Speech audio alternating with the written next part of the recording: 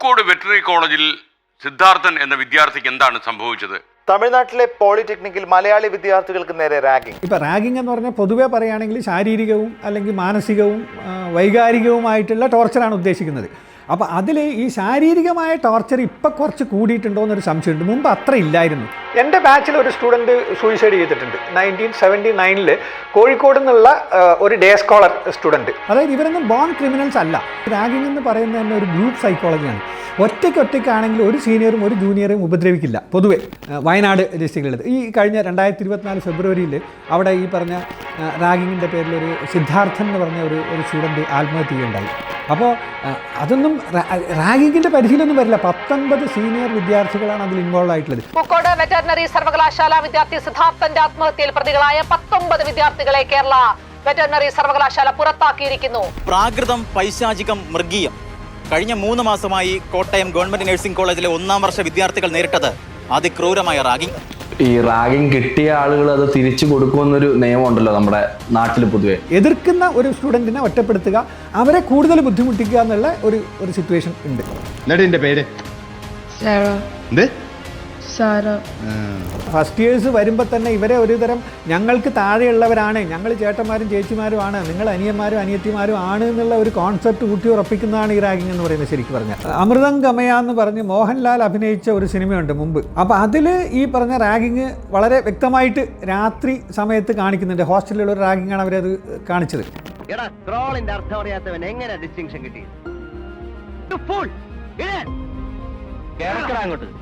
അപ്പോൾ അതിൽ മോഹൻലാലിൻ്റെ കുറേ ആ ബാച്ചിൽ, ആ സീനിയർ ബാച്ചിലുള്ള കുറേ കുട്ടികൾ ഒന്നിച്ച് കൈയടിച്ച് ഭയങ്കരമായിട്ട് ആഘോഷിക്കുക എന്നത്. അതുപോലെ മറ്റൊരു കോർണറിൽ ഫസ്റ്റ് ഇയറിലെ കുറേ കുട്ടികൾ വളരെ അപകടത്തോടു കൂടി വളരെ വിഷമിച്ച് നിസ്സഹായരായി നിൽക്കുന്ന ഒരു കൂട്ടം. ഇതൊരു ആഘോഷമായിട്ടാണ് കാണിക്കുന്നത്. ഈ സ്റ്റുഡൻറ്റ് ഈ മോഹൻലാലിനെ എടുത്തുകൊണ്ട് നടക്കുന്നതൊക്കെ ഈ രണ്ട് സൈഡിലും ഉള്ള എല്ലാ വിദ്യാർത്ഥികളും ഇരുന്ന് ആഘോഷിക്കുന്ന ഒരു കാഴ്ചയായിട്ടാണ് കാണുന്നത്. പക്ഷേ യഥാർത്ഥത്തിൽ അങ്ങനെയല്ല. അത്ര പബ്ലിക്കായിട്ട് ചെയ്യാൻ പറ്റുന്ന ഒരു കാര്യമല്ല റാഗിംഗ് എന്ന് പറയുന്നത്. കേരളത്തിനെ മാത്രം എടുത്ത് നോക്കിയാൽ കഴിഞ്ഞ 9 വർഷമായിട്ട് ഏതാണ്ട് 500 കേസുകൾ റിപ്പോർട്ട് ചെയ്തിട്ടുണ്ട് റാഗിംഗ് റിലേറ്റഡ്. അതിൽ 3 ഡെത്തും റിപ്പോർട്ട് ചെയ്തിട്ടുണ്ട്. ഈ റിപ്പോർട്ടുകളിലെല്ലാം പറയുന്ന വേറൊരു കേസ് എന്ന് പറഞ്ഞാൽ ഇതിൽ പലതരം പൊളിറ്റിക്കൽ പാർട്ടീസിന്റെ ഇൻവോൾവ്മെന്റ്, അതായത് സ്റ്റുഡന്റ് പൊളിറ്റിക്കൽ പാർട്ടീസിന്റെ ഇൻവോൾവ്മെന്റ് വളരെ കൂടുതലാണെന്ന് പറയുന്നുണ്ട്. തിരുവനന്തപുരം യൂണിവേഴ്സിറ്റി കോളേജിലെ ഹോസ്റ്റലിൽ അന്ധവിദ്യാർത്ഥിയെയും സുഹൃത്തിനെയും മർദ്ദിച്ചതായി പരാതി. എന്താണ് ഈ അമൻ മൂവ്മെന്റ്? 2009 ഹിമാചൽ പ്രദേശിലെ ഒരു മെഡിക്കൽ കോളേജിൽ അമൻ കച്രു എന്ന് പറഞ്ഞ ഒരു സ്റ്റുഡൻറ്റ് ഒരു 4 സീനിയർ വിദ്യാർത്ഥികളുടെ റാഗിങ്ങിന്റെ ഫലമായിട്ട് മരണപ്പെട്ടിട്ടുണ്ട്. A tragic ragging related death in Himachal Pradesh. A 19-year-old medical student Aman Kachru from Gurgaon and studying at the Rajendra Prasad Medical College in Kangra district was allegedly beaten to death by his seniors. അപ്പോൾ അതിൻ്റെ പേരിൽ ഈ അമൻ കച്രുവിൻ്റെ രക്ഷകർത്താക്കളും വെൽവിഷേഴ്സും അതുപോലെ social activist എല്ലാം കൂടിയിട്ട് ഉണ്ടാക്കിയ ഒരു മൂവ്മെൻ്റാണ് Aman movement എന്ന് പറയുന്നത്. Ragging is insane. Irrational acts. Unfair. Disgraceful. Humiliation. Menace for the society. Blackmailing hampers dignity. It's a murder. Terrorism in college. Kozhikode Samoothiri higher secondary സ്കൂളിൽ +1 വിദ്യാർത്ഥിക്ക് ക്രൂരമർദ്ദനം. പാലക്കാട് കുഴൽമന്ദം CHS സ്കൂളിൽ റാഗിംഗ് എന്ന പരാതി. 8ാം ക്ലാസ് വിദ്യാർത്ഥിയെ 10ാം ക്ലാസ്സുകാർ മർദ്ദിച്ചു. കാസർഗോഡ് പുതുതായി അഡ്മിഷൻ എടുത്ത +1 വിദ്യാർത്ഥികളെ സ്വീകരിക്കാൻ ഭീഷണിക്കാർഡുമായി +2 വിദ്യാർത്ഥികൾ. Thalangara government vocational higher secondary സ്കൂളാണ് മിഠായിക്കൊപ്പം നൽകാൻ ഭീഷണിക്കാർഡുകളും തയ്യാറാക്കിയത്. ഇനി നമ്മൾ പറയും നീയൊക്കെ കേൾക്കുമെന്നാണ് കാർഡിലെ സന്ദേശം. ഇതിനുവേണ്ടി നമ്മൾ കുറെ റിസർച്ചുകൾ ചെയ്യുന്ന സമയത്ത്, ന്യൂസുകൾ ആർട്ടിക്കിളുകളെല്ലാം പഠിക്കുന്ന സമയത്ത് വളരെ ഷോക്കിംഗ് ആയിട്ട് എനിക്ക് മനസ്സിലാക്കാൻ പറ്റിയൊരു കാര്യം എന്ന് പറഞ്ഞാൽ ഇപ്പോൾ കോളേജുകളിലേക്കാട്ടി ഇഷ്യൂസ് റിപ്പോർട്ട് ചെയ്യുന്നത് സ്കൂളുകളിലാണ്. Anti ragging help line number ഉണ്ട് 1800 180 5522. ഇതാണ് ഈ national anti ragging help line number.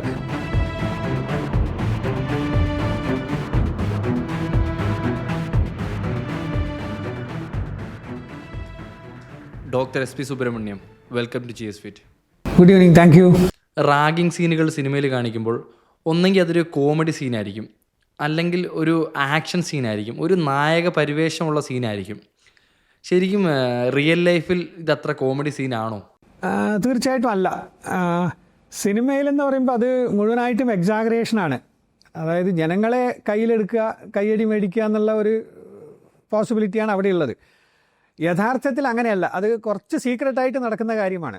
ഇപ്പോൾ സിനിമയിലൊക്കെ റാഗിംഗ് ആണെങ്കിലും അതുപോലെ മറ്റ് അതിനെ റിലേറ്റഡ് ആയിട്ടുള്ള കാര്യങ്ങളൊക്കെ ആണെങ്കിലും അതൊരു ക്രൗഡിൻ്റെ മുമ്പിൽ ഒരു വീരാരാധന അല്ലെങ്കിൽ ഒരു ലീഡർ എന്നുള്ള രീതിയിൽ നേതാവ് ചമയാനുള്ള ഒരു അവസരമാണ്. ഇപ്പോൾ അതിന് ഒരു സിനിമയുടെ കാര്യം പറയുകയാണെങ്കിൽ ഒരു എക്സാമ്പിൾ എനിക്ക് ഓർമ്മയുള്ളത്, അമൃതം ഗമയ എന്ന് പറഞ്ഞ് മോഹൻലാൽ അഭിനയിച്ച ഒരു സിനിമയുണ്ട്, വളരെ കാലത്ത് മുമ്പ് ഇറങ്ങിയൊരു സിനിമയാണ്. അപ്പോൾ അതിൽ ഈ പറഞ്ഞ റാഗിങ് വളരെ വ്യക്തമായിട്ട് രാത്രി സമയത്ത് കാണിക്കുന്നുണ്ട്. ഹോസ്റ്റലിലുള്ള ഒരു റാഗിങ്ങാണ് അവരത് കാണിച്ചത്. അപ്പോൾ അതിൽ മോഹൻലാലിൻ്റെ കുറേ ആ ബാച്ചിൽ, ആ സീനിയർ ബാച്ചിലുള്ള കുറേ കുട്ടികൾ ഒന്നിച്ച് കൈയടിച്ച് ഭയങ്കരമായിട്ട് ആഘോഷിക്കുക എന്നത്. അതുപോലെ മറ്റൊരു കോർണറിൽ ഫസ്റ്റ് ഇയറിലെ കുറേ കുട്ടികൾ വളരെ സങ്കടത്തോടു കൂടി വളരെ വിഷമിച്ച് നിസ്സഹായരായി നിൽക്കുന്ന ഒരു കൂട്ടം, അതാണ് ഫസ്റ്റ് ഇയർ എന്ന് പറയുന്നത്. അപ്പോൾ അതിൽ റാഗിങ് എന്ന് പറയുന്ന ഒരു ഫസ്റ്റ് ഇയർ സ്റ്റുഡൻറ്റിനെ വിളിക്കുന്നു, അയാളോട് ഡ്രസ്സൊക്കെ അഴിക്കാൻ പറയുന്നു, നിലത്ത് ഇഴയാൻ പറയുകയാണ്, അതൊരു സീൻ. അടുത്ത സ്റ്റുഡൻറ്റിനെ വിളിച്ചിട്ട്, അപ്പോൾ അയാൾ ഹാർട്ട് പേഷ്യൻ്റാണ് ഈ പറയുന്ന സ്റ്റുഡൻറ്റ്.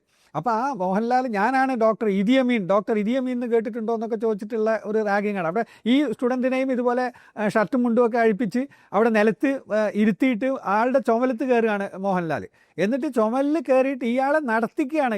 ഈ മോഹൻലാലിൻ്റെ ഭാരം മുഴുവൻ വലിച്ചുകൊണ്ട് ഈ സ്റ്റുഡൻറ്റ് ഷഡ്ഡി മാത്രം ഇട്ടിട്ട് ഈ ആൾക്കൂട്ടത്തിൻ്റെ ഇടയിൽ കൂടെ നടന്നു പോകുന്നു. ഒരു റൗണ്ട് കഴിയുമ്പോഴത്തേക്ക് ആൾ നിലത്ത് വീണ് മരണപ്പെടുകയാണ്. അതൊരു വലിയൊരു ഇൻസിഡൻ്റ് ആയിട്ട് കാണിക്കുന്നുണ്ട്. പക്ഷേ അതിന് ശേഷം പിന്നീട് അയാൾക്ക് പശ്ചാത്താപം ഉണ്ടായി, അവരെ കുടുംബത്തിനെ സഹായിച്ചു, അതൊക്കെ രണ്ടാം ഭാഗം. പക്ഷേ ഈ റാഗിങ് അവിടെ ഇതൊരു ആഘോഷമായിട്ടാണ് കാണിക്കുന്നത്. ഈ സ്റ്റുഡൻറ്റ് ഈ മോഹൻലാലിനെ എടുത്തുകൊണ്ട് നടക്കുന്നതൊക്കെ ഈ രണ്ട് സൈഡിലും ഉള്ള എല്ലാ വിദ്യാർത്ഥികളും ഇരുന്ന് ആഘോഷിക്കുന്ന ഒരു കാഴ്ചയായിട്ടാണ് കാണുന്നത്. പക്ഷേ യഥാർത്ഥത്തിൽ അങ്ങനെയല്ല, അത്ര പബ്ലിക്കായിട്ട് ചെയ്യാൻ പറ്റുന്ന ഒരു കാര്യമല്ല റാഗിങ് എന്ന് പറയുന്നത്. അതിൽ കുറച്ച് രഹസ്യ സ്വഭാവങ്ങളുണ്ട്. അങ്ങനെ ക്യാമ്പസിൽ പൊതുവേ നടക്കുന്നത് ഇത് കൂടുതലും പ്രൊഫഷണൽ കോളേജുകളിൽ ഹോസ്റ്റൽ കേന്ദ്രീകരിച്ചാണ് ഇതിന് കൂടുതൽ സിവിയർ ആയിട്ടുള്ള കാര്യങ്ങൾ നടക്കുന്നത്. അല്ലാതെ ക്യാമ്പസിൽ എല്ലാ വിദ്യാർത്ഥികളുടെയും അല്ലെങ്കിൽ എല്ലാ അധ്യാപകരുടെയും മുമ്പിൽ പകൽ സമയത്ത് അങ്ങനെ ഓപ്പണായിട്ട് നടക്കുന്ന ഒരു കാര്യമല്ല യഥാർത്ഥത്തിൽ റാഗിങ് എന്ന് പറയുന്നത്. ഇപ്പം സാറ് പഠിച്ച കാലഘട്ടം എന്ന് പറഞ്ഞാൽ ഒരു ലേറ്റ് 70s ഒക്കെ ആയിരിക്കും, 75-80 ആ സമയത്ത്. ഏതാണ് കുറച്ചുകൂടെ ഇൻറ്റൻസ് ആയിട്ട് തോന്നിയിട്ടുള്ളത്? പഴയ കാലഘട്ടത്തിലാണോ അതോ ഇപ്പം ഉള്ള കാലഘട്ടത്തിലെ റാഗിങ് ആണോ കുറച്ചുകൂടെ ഇൻറ്റൻസ് ആയിട്ട് സാറിന് തോന്നിയിട്ടുള്ളത്? ഇൻറ്റൻസ് എന്ന് പറയാൻ അന്നും ഇന്നും ഏകദേശം ഉണ്ടെന്ന് തന്നെ പറയാം. പക്ഷെ ഒരു പരിധിയിൽ പറയുകയാണെങ്കിൽ ചിലപ്പോൾ കുറച്ചും കൂടെ ഇൻറ്റൻസ് ഇപ്പം തന്നെയാണ്. ഇത്രയും ഒരു ടോർച്ചറിങ് അന്നൊക്കെ. ഇപ്പോൾ റാഗിങ് എന്ന് പറഞ്ഞാൽ പൊതുവേ പറയുകയാണെങ്കിൽ ശാരീരികവും അല്ലെങ്കിൽ മാനസികവും വൈകാരികവുമായിട്ടുള്ള ടോർച്ചറാണ് ഉദ്ദേശിക്കുന്നത്. അപ്പോൾ അതിൽ ഈ ശാരീരികമായ ടോർച്ചർ ഇപ്പം കുറച്ച് കൂടിയിട്ടുണ്ടോ എന്നൊരു സംശയമുണ്ട്. മുമ്പ് അത്ര ഇല്ലായിരുന്നു. ഇപ്പം ഞാനൊക്കെ പഠിച്ചുകൊണ്ടിരുന്നപ്പോൾ റാഗിങ് ഉണ്ടായിട്ടുണ്ട്. ഞാനൊക്കെ റാഗിങ് അനുഭവം, അതാണ് എൻ്റെ ഈ ടോപ്പിക്കുമായിട്ട് എനിക്ക് കൂടുതൽ സംസാരിക്കാനുള്ള അവസരം ഉണ്ടായത്. അതുകൊണ്ടാണ് ഞാനൊരു പ്രൊഫഷണൽ കോളേജിൽ ഹോസ്റ്റലിൽ താമസിച്ച് പഠിച്ചൊരു വിദ്യാർത്ഥി. ഞാൻ കോഴിക്കോട് റീജിയണൽ എഞ്ചിനീയറിംഗ് കോളേജിലാണ് പഠിച്ചത് 1970 ലേറ്റ് 70s. അപ്പോൾ അവിടെയൊക്കെ ആ കോളേജിൽ ചേർന്നൊരു 3 മാസമൊക്കെ ശരിക്കും ഉറങ്ങാൻ പറ്റാത്ത അവസരമാണ്. അപ്പോൾ അന്ന് സീനിയേഴ്സൊക്കെ വളരെ ഈ പറഞ്ഞ പോലെ സിവിയർ ആയിട്ട് തന്നെ ഗ്രൂപ്പായിട്ട് ഞങ്ങളൊക്കെ റൂമിൽ കിടന്നുറങ്ങാൻ 11 മണിക്കൊക്കെ കിടന്നുറങ്ങാൻ തുടങ്ങുമ്പോഴായിരിക്കും വേറൊരു ജൂനിയർ സ്റ്റുഡൻറ്റ് വന്ന് വിളിക്കുക, നിങ്ങളെ ഡി ഹോസ്റ്റലിൽ 322 റൂമിലേക്ക് വിളിക്കുന്നുണ്ടെന്ന്. അപ്പോൾ ഞങ്ങൾ പോയേ പറ്റുള്ളൂ. അവിടെ പോകുമ്പോൾ അവിടെ ഒരു സീനിയർ കൂട്ടം വിദ്യാർത്ഥികളുണ്ടാവും. ഫസ്റ്റ് ഇയർ സ്റ്റുഡൻസ്, ഇപ്പോൾ ഞങ്ങളെപ്പോലെയുള്ള കുറേ കുട്ടികൾ അവിടെ പല കലാപരിപാടികളും ഇവർ പറയുന്നതിനനുസരിച്ച് പല കലാപരിപാടികളും ചെയ്തുകൊണ്ടിരിക്കുന്നുണ്ടാവും. നിലത്ത് എഴുതുന്നുണ്ടാവും. പിന്നെ ഈ പറഞ്ഞ ഇമാജിനറി ചെയർ, അതായത് നമ്മൾ കസേര ഇല്ലാതെ കസേരയിൽ ഇരിക്കുന്ന അവിടെ എങ്ങനെ ഒരു സ്റ്റുഡൻറ്റ് അവിടെ എങ്ങനെ ഇരിക്കുന്നുണ്ടാവും. മറ്റ് കുട്ടികൾ പല കാര്യങ്ങൾ, ചില ഒരു സ്റ്റുഡൻറ്റ് പാട്ട് പാടുന്നുണ്ട്. അപ്പോൾ ആ കൂട്ടത്തിലേക്കാണ് നമ്മൾ പോകുന്നത്. നമ്മൾ പോയി കഴിഞ്ഞാൽ പിന്നെ നമ്മളോടും ഇത്തരം കാര്യങ്ങളൊക്കെ ഓരോന്ന് ചെയ്യാനായിട്ടുള്ള ഇൻസ്ട്രക്ഷൻസ് തരിക. അപ്പോൾ അങ്ങനെയൊക്കെയാണ് അന്നത്തെ കാലത്ത് ഉണ്ടായിരുന്നത്. അത് കൂടുതൽ ഞങ്ങൾക്ക് അത്ര ഒരു സിവിയർ റാഗിങ് എന്നുള്ളത് ഞാനോ അല്ലെങ്കിൽ എൻ്റെ ഏറ്റവും അടുത്ത സുഹൃത്തുക്കളോ അനുഭവിച്ചിട്ടില്ല. പക്ഷേ എൻ്റെ ബാച്ചിൽ ഒരു സ്റ്റുഡൻറ്റ് സൂയിസൈഡ് ചെയ്തിട്ടുണ്ട് 1979 കോഴിക്കോട് നിന്നുള്ള ഒരു ഡേ സ്കോളർ സ്റ്റുഡൻറ്റ്. ഇപ്പോൾ ഇത്രയും കാലം മുമ്പ് നടന്ന ഒരു ഇൻസിഡൻ്റ് ആയതുകൊണ്ട് ഞാൻ പേരൊന്നും നേരിട്ട് പറയാൻ ഉദ്ദേശിക്കുന്നില്ല. ഓക്കെ, ഗോപാലകൃഷ്ണൻ എന്ന് വെച്ചോളൂ, ആത്മഹത്യ ചെയ്തൊരു കേസ് ഉണ്ടായിട്ടുണ്ട്. അതിൻ്റെ പേരിൽ 4 വിദ്യാർത്ഥികൾ 1 വർഷത്തേക്ക് സസ്പെൻഷൻ മേടിച്ചിട്ടുണ്ട്. അപ്പോൾ അവരൊക്കെ ഞങ്ങളുടെ സീനിയേഴ്സ് ആയിരുന്നു ചേരുമ്പോൾ. അതിനുശേഷം അവർ ഞങ്ങളുടെ കൂടെ ചേർന്ന് പഠിച്ച് 4 വർഷം കഴിഞ്ഞ് കോഴ്സ് കംപ്ലീറ്റ് ചെയ്ത് അവരൊക്കെ സർക്കാർ ഉദ്യോഗം ONGCയിലും മറ്റ് പല സ്ഥാപനങ്ങളിലും ജോലി ചെയ്ത് ഇന്ന് പ്രശസ്തമായ രീതിയിൽ തന്നെ അപ്പോൾ അതൊക്കെ അന്നത്തെ ആ ഒരു സംഭവം നടന്നു. അതിനുശേഷം അവരൊന്നും അതായത് ഇവരൊന്നും ബോൺ ക്രിമിനൽസ് അല്ല. ആ സാഹചര്യത്തിൽ ഇതൊരു ഈ റാഗിങ് എന്ന് പറയുന്നത് തന്നെ ഒരു ഗ്രൂപ്പ് സൈക്കോളജിയാണ്. ഒറ്റയ്ക്കാണെങ്കിൽ ഒരു സീനിയറും ഒരു ജൂനിയറും ഉപദ്രവിക്കില്ല പൊതുവേ. പക്ഷേ ഈ ഒരു 4-5 സീനിയേഴ്സ് ചേരുമ്പോൾ അവർക്കൊരു ഗ്രൂപ്പ് സൈക്കോളജി, അതാണ് ഈ ഇത്തരത്തിലുള്ള ഒരു ക്രൂവൽ ഇൻസിഡൻസിലേക്കൊക്കെ പോകുന്നത്. അപ്പോൾ അത്തരത്തിൽ റാഗിങ് ഞാൻ പഠിച്ചുകൊണ്ടിരുന്നപ്പോഴും ധാരാളം ഇൻസിഡൻറ്റ് ഉണ്ടായിട്ടുണ്ട്. അത് ഈ പലരും ഇപ്പോൾ ചില കഴിവ്, ഇപ്പോൾ എൻ്റെ ഒരു സുഹൃത്തുണ്ടായിരുന്നു. ആ സുഹൃത്തിന് നന്നായിട്ട് തെങ്ങ് കയറാൻ അറിയാം. അപ്പോൾ ഈ NIT ഇന്നത്തെ NIT എന്ന് പറയുന്നത് അന്ന് 1000 ഏക്കറോളം സ്ഥലം ഉള്ള മുഴുവൻ തെങ്ങുംതോപ്പായിരുന്നു. അപ്പോൾ അവിടെ ഈ ധാരാളം ഇളനീര് പറിക്കുക എന്നുള്ളതാണ് ഈ എൻ്റെ ഫ്രണ്ടിൻ്റെ ജോലി. അപ്പോൾ രാത്രി ആയി കഴിഞ്ഞാൽ ഓരോ സീനിയേഴ്സ് ഒരു ഗ്രൂപ്പായിട്ട് വരും. ഇവിടെ വാടാന്ന് പറഞ്ഞ് വിളിച്ചുകൊണ്ടുപോയി തോർത്തുമുണ്ട് എടുത്ത് തള വെട്ടി തെങ്ങി കയറുക, ഇളനീരിട്ട് കൊടുക്കുക. ഇതാണ് ഇയാളുടെ. അപ്പോൾ ഇയാൾ വേറെ ഒരു റാഗിങ്ങിനും ഇയാളെ ഒരാളും വിളിക്കില്ല. കാരണം ഇയാൾ ഈ ഒരു ജോലി മാത്രമാണ് ഇയാൾക്ക് കൊടുത്തിട്ടുള്ളത്. അതുകൊണ്ട് വേറെ ഒരു സ്റ്റുഡൻറ്റും ഇയാളെ ഒരു രീതിയിലും ബുദ്ധിമുട്ടിക്കില്ല. അതുപോലെ നല്ല പാട്ടുകാരുണ്ടായിരുന്നു. അവർക്ക് ജോലി എന്ന് വെച്ചാൽ പാട്ട് പാടുക എന്നുള്ളത് മാത്രമാണ്. അപ്പോൾ അവർ മറ്റുള്ള ഒരു തരത്തിലുള്ള ടോർച്ചറിലും അവർ പെടില്ല. അപ്പോൾ അങ്ങനെയുള്ള ഒരു സിറ്റുവേഷൻ ആയിരുന്നു പണ്ട്. അപ്പോൾ അതൊരു എൻ്റെ പേഴ്സണൽ അനുഭവത്തിൽ അങ്ങനെ ഒരു ക്രൂവൽ റേഞ്ചിലേക്ക് പോയിട്ടില്ല. പക്ഷേ ഇന്ന് അതല്ല. ഇന്ന് പല ഇൻസിഡൻറ്റും ആ ഒരു ശാരീരിക പീഡനം എന്നുള്ള ഒരു റേഞ്ചിലേക്ക് വളരെ ക്രൂവലായിട്ട്, ഇപ്പോൾ റാഗിംഗ് ഒന്നും പറയാൻ പറ്റില്ല. ഇപ്പം പല ഇൻസിഡൻറ്റും ഉണ്ടായിട്ടുണ്ട്. അത് maybe I come in അത് കൂടുതൽ ഡീപ്പായിട്ട് നമുക്ക് സംസാരിക്കാം അത്തരം കാര്യങ്ങൾ. അപ്പം അതൊക്കെ ആ റാഗിങ് എന്നുള്ള പരിധിയിൽ തന്നെ ഒരു തരം പൈശാചി അത്രയും ഡീപ്പായിട്ടുള്ള ശാരീരിക പീഡനങ്ങൾ. പിന്നെ ഇതിൽ സാമ്പത്തിക ചൂഷണം ഇപ്പോഴും കൂടുതൽ ഇറങ്ങേറിയിട്ടുണ്ട്. അതായത് കുട്ടികളെ കൊണ്ട് പണം കളക്ട് ചെയ്യിപ്പിക്കുക, അവരെ കൊണ്ട് മദ്യം വാങ്ങിപ്പിക്കുക, അത്തരത്തിലുള്ള ഒരു റേഞ്ചിലേക്ക് പണ്ട് അങ്ങനെയുള്ളതായിട്ട് എൻ്റെ അറിവിലില്ല. സാമ്പത്തിക ചൂഷണം ഉണ്ടായിരുന്നില്ല. അപ്പോൾ ഞങ്ങളൊക്കെ വീട്ടിൽ പോയിട്ട് വരുമ്പോൾ തിരിച്ച് കോളേജിലേക്ക് പിന്നെ ഹോസ്റ്റലിലേക്ക് വരുമ്പോൾ സ്വീറ്റ്സോ അതുപോലെയൊക്കെ വീട്ടിലുണ്ടാക്കി കൊണ്ടുപോകണം എന്നുള്ളത് നിയമമാണ്. കടയിൽ നിന്ന് വാങ്ങിക്കൊണ്ടുപോകാൻ പാടില്ല. വീട്ടിലുണ്ടാക്കി സാധനം തന്നെ എത്തിക്കണം. അപ്പോൾ അതിൽ കൂടുതലുള്ള ഒരു സാമ്പത്തിക ചൂഷണം പണ്ടുണ്ടായിരുന്നില്ല. പക്ഷെ ഇപ്പോഴും അത് കൂടുതലുണ്ടെന്നാണ് എൻ്റെ എനിക്ക് കിട്ടിയ ഇൻഫർമേഷൻ. ഈ റാഗിങ് കിട്ടിയ ആളുകൾ അത് തിരിച്ചു കൊടുക്കുമെന്നൊരു നിയമമുണ്ടല്ലോ നമ്മുടെ നാട്ടിൽ പൊതുവെ. അതാണ് ഇതിൻ്റെ സൈക്കോളജി. അതാണ് ഇതൊരിക്കലും നിർത്താതെ അഭംഗുരം തുടർന്നുകൊണ്ട് പോകുന്നതിൻ്റെ ഒരു കാരണം ഒരുപക്ഷെ ഇതാണ്. അത് ഒരു തരം ഒരു ക്യാമ്പസിൽ ഇത് സ്ഥിരമായിട്ട് കൊണ്ട് നടക്കേണ്ട, ഒരു ട്രഡീഷണലായിട്ട് നടന്നുകൊണ്ട് പോകേണ്ട ഒരു കാര്യമാണെന്നുള്ള ഒരു ധാരണ കുട്ടികളുടെ ഇടയിൽ വന്നിട്ടുണ്ട്. അപ്പോൾ സീനിയേഴ്സ് ഇവരെ ഒരു തരം ഒരു പിയർ പ്രഷർ എന്ന് പറയാൻ വേണമെങ്കിൽ, അപ്പോൾ അവരെ ഈ ജൂനിയറായിട്ട് ഫസ്റ്റ് ഇയർ വരുന്ന കുട്ടികളെ ഇവർ പറഞ്ഞ് ഫലിപ്പിക്കുന്നത് ഇത് സ്ഥിരമായിട്ട് എല്ലാ വർഷവും നടക്കുന്ന കാര്യമാണ്. നിങ്ങളുടെ സങ്കോചമൊക്കെ മാറ്റിയെടുത്ത് നിങ്ങളെ ഒരു സോഷ്യൽ ലിവിങ് ആയിട്ട് മാറ്റാൻ വേണ്ടിയിട്ട് ഞങ്ങൾ ചെയ്യുന്നൊരു കാര്യമാണ്. നിങ്ങൾ പലരും പല വീടുകളിൽ നിന്ന് വരുന്നവരാണ്. നിങ്ങൾക്ക് ഇവിടെ ഒരു ഫ്രണ്ട്ഷിപ്പ് അല്ലെങ്കിൽ എല്ലാവരും സീനിയേഴ്സും തമ്മിലുള്ള ഒരു കോപ്പറേഷൻ, ഇതിൻ്റെയൊക്കെ കാര്യമായിട്ട് അത്യാവശ്യമായിട്ട് നിങ്ങളിൽ പല കഴിവുള്ള കുട്ടികളുണ്ടാവാം, പാട്ട് പാടുന്നവരുണ്ടാവാം. ആ കഴിവുകളൊക്കെ മുൻപോട്ട് എത്തിക്കുക, അത്തരം കാര്യങ്ങൾക്കൊക്കെ വേണ്ടിയാണ് ഈ റാഗിങ്. അതുകൊണ്ട് ഒന്നത്. പിന്നെ അതുപോലെ നിങ്ങൾ ഇപ്പോൾ സഹകരിച്ച് കഴിഞ്ഞാൽ നമ്മളെല്ലാവരും സുഹൃത്തുക്കളാണ്. ഇതിന് 1-2 മാസം കഴിഞ്ഞ് കഴിഞ്ഞാൽ ഫ്രഷേഴ്സ് ഡേ എന്നും പറഞ്ഞൊരു പ്രോഗ്രാം നടത്തും.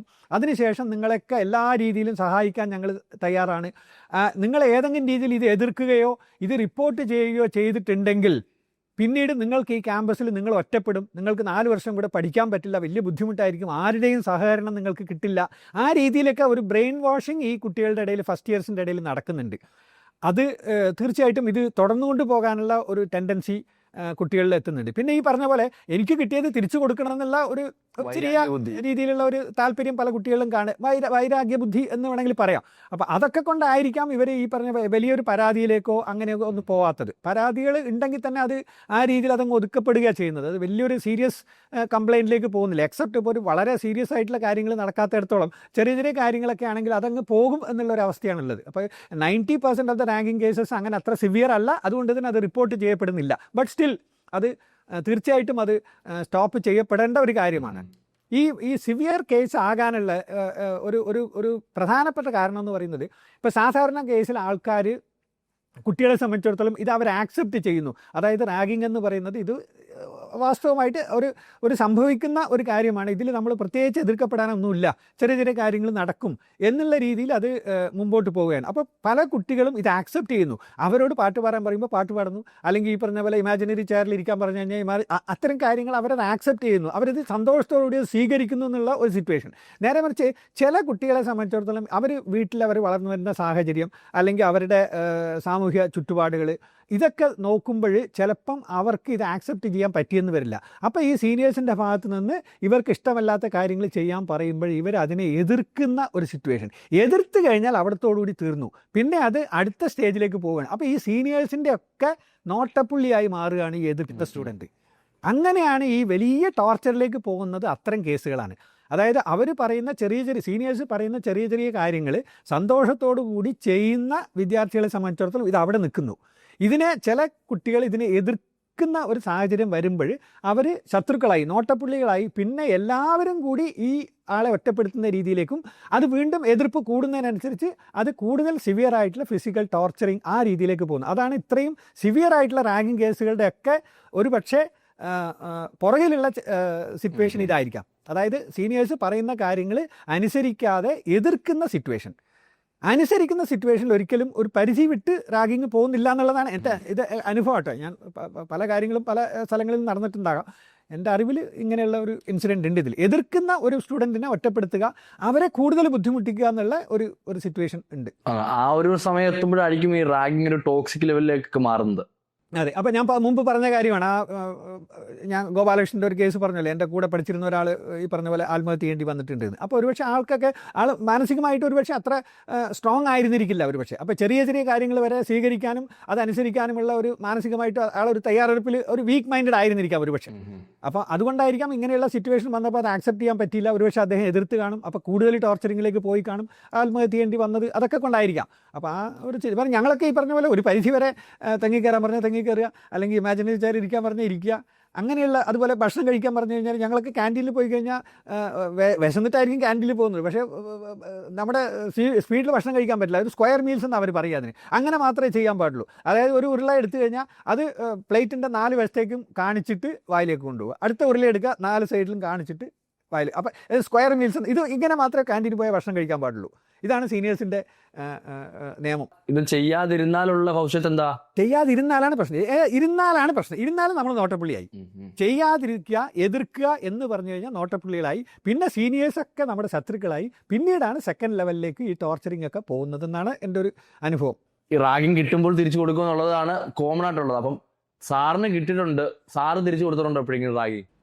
ഇല്ല, ഒരിക്കലും. ഞങ്ങളവിടെ ആൻറ്റി റാഗിങ് എന്നുള്ളൊരു ഗ്രൂപ്പ് തന്നെ ഞങ്ങളുടെ ഇയർ മുതൽ പിന്നെ അത് അത്രയൊക്കെ സിവിയർ. ഒരുപക്ഷെ ഞങ്ങൾ അങ്ങനെ ആത്മാർത്ഥമായിട്ട് ആഗ്രഹിച്ചിട്ടാണോ എന്നറിയില്ല. പക്ഷേ അന്നത്തെ സാഹചര്യം അങ്ങനെയായിരുന്നു. കാരണം ഈ 4 വിദ്യാർത്ഥികളുടെ സസ്പെൻഷനും അതിൻ്റെ പേരിൽ കുറേ പ്രശ്നങ്ങൾ കോളേജിൽ ഉണ്ടായിട്ടുള്ളതാണ്. സമരങ്ങളും അത് കുറേ ബഹളങ്ങളൊക്കെ ഉണ്ടായിട്ടുള്ളതാണ്. അപ്പോൾ അതിൻ്റെ ഇടയിൽ എന്തോ ഞങ്ങളുടെയൊക്കെ മനസ്സ് ഈ പറഞ്ഞ പോലെ ഇത് വേണ്ട എന്നുള്ള ഒരു തീരുമാനത്തിലെത്തി കാണണം. അത് എന്തുകൊണ്ടാണ് അങ്ങനെ എന്നുള്ളത് ഒരുപക്ഷെ ഈ ഇത്രയും പിന്നെ ഈ പണിഷ്മെൻറ്റും അതിൻ്റെ പേരിലുണ്ടായിട്ടുള്ള കോലാഹലമൊക്കെ കൊണ്ടായിരിക്കാം. പക്ഷേ പിന്നീട് ഈ പറഞ്ഞ പോലെ റാഗിങ് ഒരു പരിധി വരെ ഞങ്ങളുടെ ബാച്ചൊക്കെ പുറത്തിറങ്ങുന്നവരെ അങ്ങനെ ഒരു പിന്നെ ഞങ്ങളുടെ സീനിയേഴ്സിൻ്റെ പട്രോളിംഗ് ഉണ്ടായിരുന്നു എന്നുള്ളതാണ്. ആ സമയത്തൊക്കെ റാഗിങ് നടക്കുന്നതിനെ എതിർക്കാൻ വേണ്ടിയിട്ട് തന്നെ ഞങ്ങളുടെ ഇടയിൽ ഗ്രൂപ്പുകൾ ഉണ്ടായിരുന്നു ആ സമയത്ത്.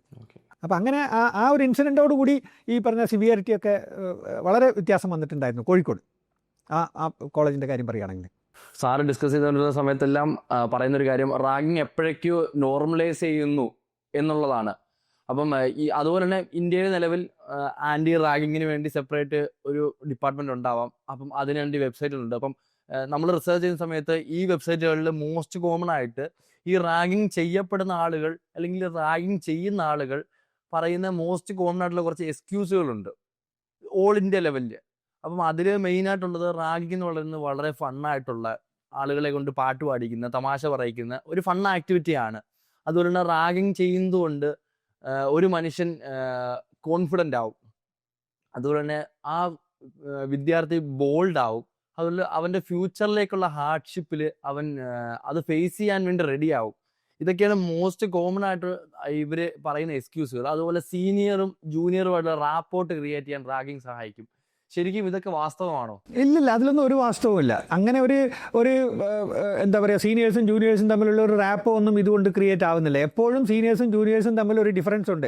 ആ ഫസ്റ്റ് ഇയേഴ്സ് വരുമ്പോൾ തന്നെ ഇവരെ ഒരു തരം ഞങ്ങൾക്ക് താഴെയുള്ളവരാണ്, ഞങ്ങൾ ചേട്ടന്മാരും ചേച്ചിമാരുമാണ്, നിങ്ങൾ അനിയന്മാരും അനിയത്തിമാരും ആണ് എന്നുള്ള ഒരു കോൺസെപ്റ്റ് കൂട്ടി ഉറപ്പിക്കുന്നതാണ് ഈ റാഗിങ് എന്ന് പറയുന്നത്. ശരിക്കും പറഞ്ഞാൽ അത് അവർ നമ്മളെ വിധേയത്വമുള്ളവരാക്കി മാറ്റുക എന്നുള്ള ഒരു ഫീലിംഗ് ആണുള്ളത്. ഇപ്പോൾ സീനിയർ ചേച്ചിമാർ പറയുന്നു അടുത്ത ഫംഗ്ഷന് ഞങ്ങൾ സാരി ഉടുത്തിട്ട് വരും, നിങ്ങളാരും സാരി ഉടുക്കരുതെന്ന് പറഞ്ഞു കഴിഞ്ഞാൽ ജൂനിയേഴ്സ് ആരും സാരി ഉടുക്കാൻ പാടില്ല. അത് ഈവൻ ഫസ്റ്റ് ഇയറിൽ മാത്രമല്ല, ആ റാഗിങ് പീരീഡിൽ മാത്രമല്ല, ആ ക്യാമ്പസിൽ അവർ 4 വർഷം പഠിക്കുന്നുണ്ടെങ്കിൽ ഈ 4 വർഷവും ഈ സീനിയർ ചേച്ചിമാർ പറയുന്നതാണ് ജൂനിയർ ചേച്ചിമാർ, അല്ലെങ്കിൽ സീനിയർ ചേട്ടന്മാർ പറയുന്നതാണ് ജൂനിയർ ചേട്ടന്മാരുടെ അനുസരിക്കേണ്ടത്. അപ്പോൾ ഇത് ഒരു ത്രൂ ഔട്ട് 4 വർഷവും ഈ റാഗിങ് എന്നുള്ളത് ഈ ആദ്യത്തെ കോളേജിൽ ചേർന്ന ഉടനെ ഒരു 2-3 മാസം കൊണ്ട് തീരുന്ന ഒരു കാര്യമല്ല. ഈ പറഞ്ഞ സിവിയർ ആയിട്ടുള്ള റാഗിങ് എന്നുള്ള ഒരു കോൺസെപ്റ്റ് പിന്നീട് ഇല്ലെങ്കിൽ കൂടെ ആ ഒരു വിധേയത്വം ജൂനിയർ സീനിയർ എന്നുള്ള ഒരു റിലേഷൻഷിപ്പ്, അല്ലെങ്കിൽ ചേട്ടന്മാരും അനിയന്മാരും തമ്മിലുള്ള ഒരു റിലേഷൻഷിപ്പ് ഈ കോഴ്സ് കംപ്ലീറ്റ് ചെയ്ത് പോകുന്നത് വരെ മിക്ക ക്യാമ്പസുകളിൽ നിലനിൽക്കുന്നുണ്ട്. അപ്പോൾ അതുപോലെ ഇതങ്ങനെ ഇതുകൊണ്ട് ഒരാൾ ബോൾഡ് ആവുന്നു അതൊന്നും വാസ്തവമല്ല, അങ്ങനെയൊന്നുമില്ല. അപ്പോൾ ഏതൊരു കഴിവും അവർക്ക് ചെറുപ്പം മുതലുള്ള കഴിവുകളുണ്ട്. ചെറുപ്പം മുതൽ അവർ ബോൾഡ് ആണെങ്കിൽ അവർ തീർച്ചയായിട്ടും ബോൾഡ് ആയിരിക്കും. റാഗിങ് കൊണ്ട് അവർക്ക് പ്രത്യേകിച്ചൊരു നേട്ടമൊന്നും ഉണ്ടാകുന്നതായിട്ട്, ഇൻഫാക്ട് ദേഷ്യമാണ് ആ സമയത്ത്. നമ്മൾ റാഗിങ് ചെയ്യുന്ന ആര് ചെയ്യുമ്പോഴും നമ്മൾക്ക് അവർ ഈ പറയുന്നു നിങ്ങളെ നന്നാക്കാൻ വേണ്ടിയാണെന്നൊക്കെ അവർ പറയുന്നുണ്ടെങ്കിലും റാഗിങ് ചെയ്യുന്നവരോട് ആത്മാർത്ഥമായിട്ട് ദേഷ്യമാണ് നമ്മൾക്ക്. പക്ഷെ അന്ന് നമുക്ക് റിയാക്ട് ചെയ്യാൻ പറ്റാത്തത് കൊണ്ട് അതിന് മുതിരുന്നില്ല എന്ന് മാത്രം. അപ്പോൾ ഇത് കഴിയുമ്പോഴത്തേക്ക് ഭയങ്കര ഹാപ്പിയാണ്.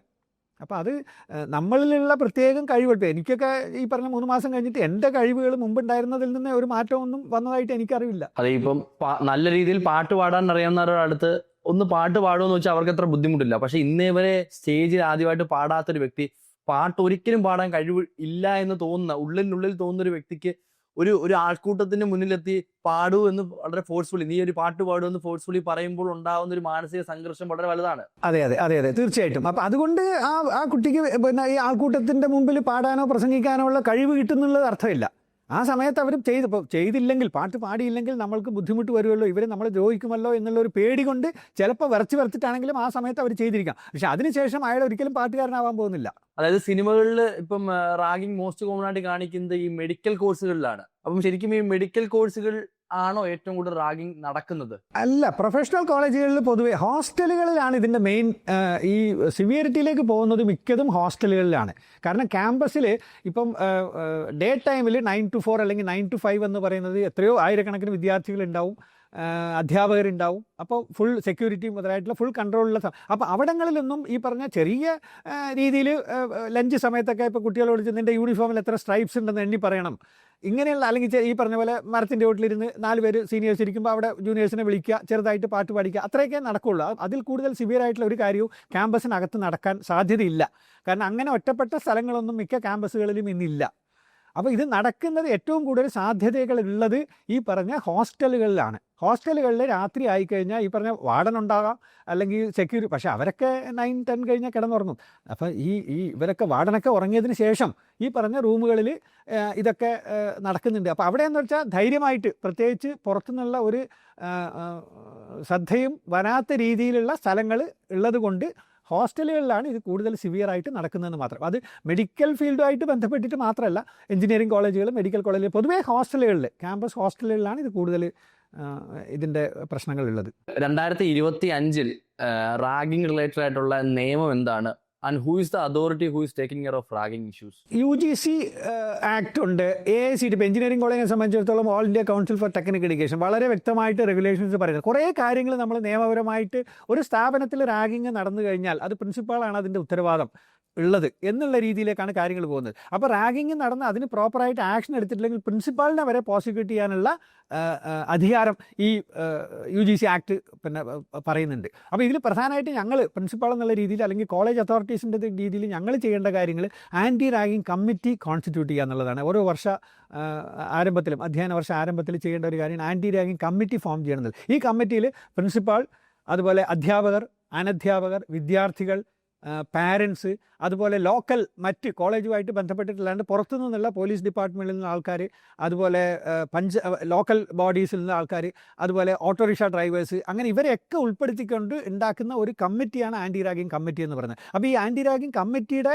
ഈ ഫുൾ ഡീറ്റെയിൽസ് നമ്മൾ കോളേജിൽ ഡിസ്പ്ലോയ് ചെയ്തിരിക്കണം, ഇൻക്ലൂഡിങ് ഫോൺ നമ്പർ ഓഫ് ഇതിൻ്റെ പ്രിൻസിപ്പാളിൻ്റെ ഫോൺ നമ്പർ അടക്കം നമ്മൾ ക്യാമ്പസിൽ പല സ്ഥലങ്ങളിലും ഡിസ്പ്ലേ ചെയ്തിരിക്കുന്നതാണ്. അപ്പോൾ ഈ കമ്മിറ്റിയുടെ പ്രവർത്തനം എന്ന് പറയുന്നത് ഈ പറയുന്ന മീറ്റിങ്ങുകൾ, ഇടയ്ക്കിടയ്ക്ക് മീറ്റിങ്ങുകൾ വിളിക്കുക, ഇതുപോലെയുള്ള ഇൻസിഡൻറ്റുകൾ എവിടെയെങ്കിലും ഉണ്ടാകുന്നില്ല എന്ന് ഉറപ്പുവരുത്തുക, ഇതൊക്കെയാണ് ഈ ആൻറ്റി റാഗിങ് അതുപോലെ അവയർനെസ് പ്രോഗ്രാമുകൾ സംഘടിപ്പിക്കുക, കുട്ടികൾക്ക് ഇതിനെ പറ്റിയിട്ടുള്ള അവബോധം ഉണ്ടാക്കുക, ഇതൊക്കെയാണ് ആൻറ്റി റാഗിങ് കമ്മിറ്റി കൊണ്ട് ഉദ്ദേശിക്കുന്നത്. ഈ കമ്മിറ്റിയുടെ തൊട്ടടുത്ത് കുറച്ചൊരു ആക്ഷൻ ഗ്രൂപ്പ് എന്ന് വേണമെങ്കിൽ പറയാം, ആൻറ്റി റാഗിങ് സ്ക്വാഡ് ഫോം ചെയ്യണം. ഈ സ്ക്വാഡ് എന്ന് പറയുന്നത് കോളേജിനകത്തുള്ള അധ്യാപകരും അനധ്യാപകരും മാത്രമാണ് ഈ സ്ക്വാഡിൽ ഉണ്ടാകുക.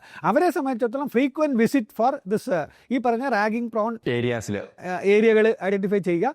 അവർ ഫ്രീക്വൻറ്റ് വിസിറ്റ് ചെയ്ത് നേരിട്ട് അത് കൺട്രോൾ ചെയ്യുക എന്നുള്ളതാണ് ആൻറ്റി റാഗിങ് സ്ക്വാഡിൻ്റെ ഉത്തരവാദിത്വം. അപ്പോൾ ആൻറ്റി റാഗിങ് സ്ക്വാഡ് എന്തെങ്കിലും റിപ്പോർട്ട് ചെയ്തിട്ടുണ്ടെങ്കിൽ അത് ആൻറ്റി റാഗിങ് കമ്മിറ്റിയിലേക്ക് എത്തിക്കുക. അവിടുന്ന് ഡിസിപ്ലിനറി ആക്ഷൻ കമ്മിറ്റി ഉണ്ടാവും, അവരതിൻ്റെ ഫർദർ ആക്ഷൻ എടുക്കുക. അപ്പോൾ anti ragging committee, anti ragging squad, പിന്നീട് ഓരോ വർഷ ബിഗിനിങ്ങിലും നമ്മൾ ഈ ആൻറ്റി റാഗിങ് അവയർനെസ് പ്രോഗ്രാം നമ്മൾ ആൻറ്റി റാഗിങ് വീക്കായിട്ട് സെലിബ്രേറ്റ് ചെയ്യേണ്ട ആവശ്യമുണ്ട് തുടക്കത്തിൽ തന്നെ. അതുപോലെ ധാരാളം അവയർനെസ് പ്രോഗ്രാമുകൾ പുറത്തുനിന്നുള്ള എക്സ്പേർട്സിനെയും കോളേജിലുള്ള അധികാരികളും ചേർന്ന് അവയർനെസ് പ്രോഗ്രാം സംഘടിപ്പിക്കേണ്ടതായിട്ടുണ്ട്. ആൻറ്റി റാഗിങ് പോസ്റ്റേഴ്സ് ക്യാമ്പസിൽ മുഴുവനായിട്ട് ഡിസ്പ്ലേ ചെയ്യണം. ഇപ്പോൾ say no to ragging, juniors are your friends, അത്തരത്തിലുള്ള പോസ്റ്ററുകൾ ക്യാമ്പസിനകത്ത് അതുപോലെ ഹോസ്റ്റലുകളിലൊക്കെ ഡിസ്പ്ലേ ചെയ്യണം എന്നുള്ള പ്രൊസീജിയർ ഉണ്ട്. അപ്പോൾ ഇങ്ങനെയുള്ള കാര്യങ്ങളൊക്കെ ഇതിൽ കൂടുതൽ ഒരു പ്രധാനപ്പെട്ട വേറൊരു കാര്യം ചെയ്യാനുള്ളത് ആൻറ്റി റാഗിങ് അഫിഡവിറ്റ് എന്ന് പറഞ്ഞൊരു കാര്യം എല്ലാ വിദ്യാർത്ഥികളും രക്ഷകർത്താക്കളും സൈൻ ചെയ്ത് കോളേജിൻ്റെ ജോയിൻ ചെയ്യുന്ന സമയത്ത് കൊടുക്കണം എന്നുള്ളതാണ്. മുൻപൊക്കെ അല്ലെങ്കിൽ ഇപ്പോഴും പല സ്ഥലങ്ങളിലും പല യൂണിവേഴ്സിറ്റിയിലും കോളേജുകളിലും ഇത് ഫിസിക്കൽ ഹാർഡ് കോപ്പി ആയിട്ട് ആൻറ്റി റാഗിങ് അഫിഡവിറ്റ് കൊടുക്കുക എന്നുള്ളതാണ്. സൈൻ ചെയ്ത് അവർ ഡീറ്റെയിൽസ് ഒക്കെ ഫില്ല് ചെയ്ത് കൊടുക്കുക എന്നുള്ളതാണ്.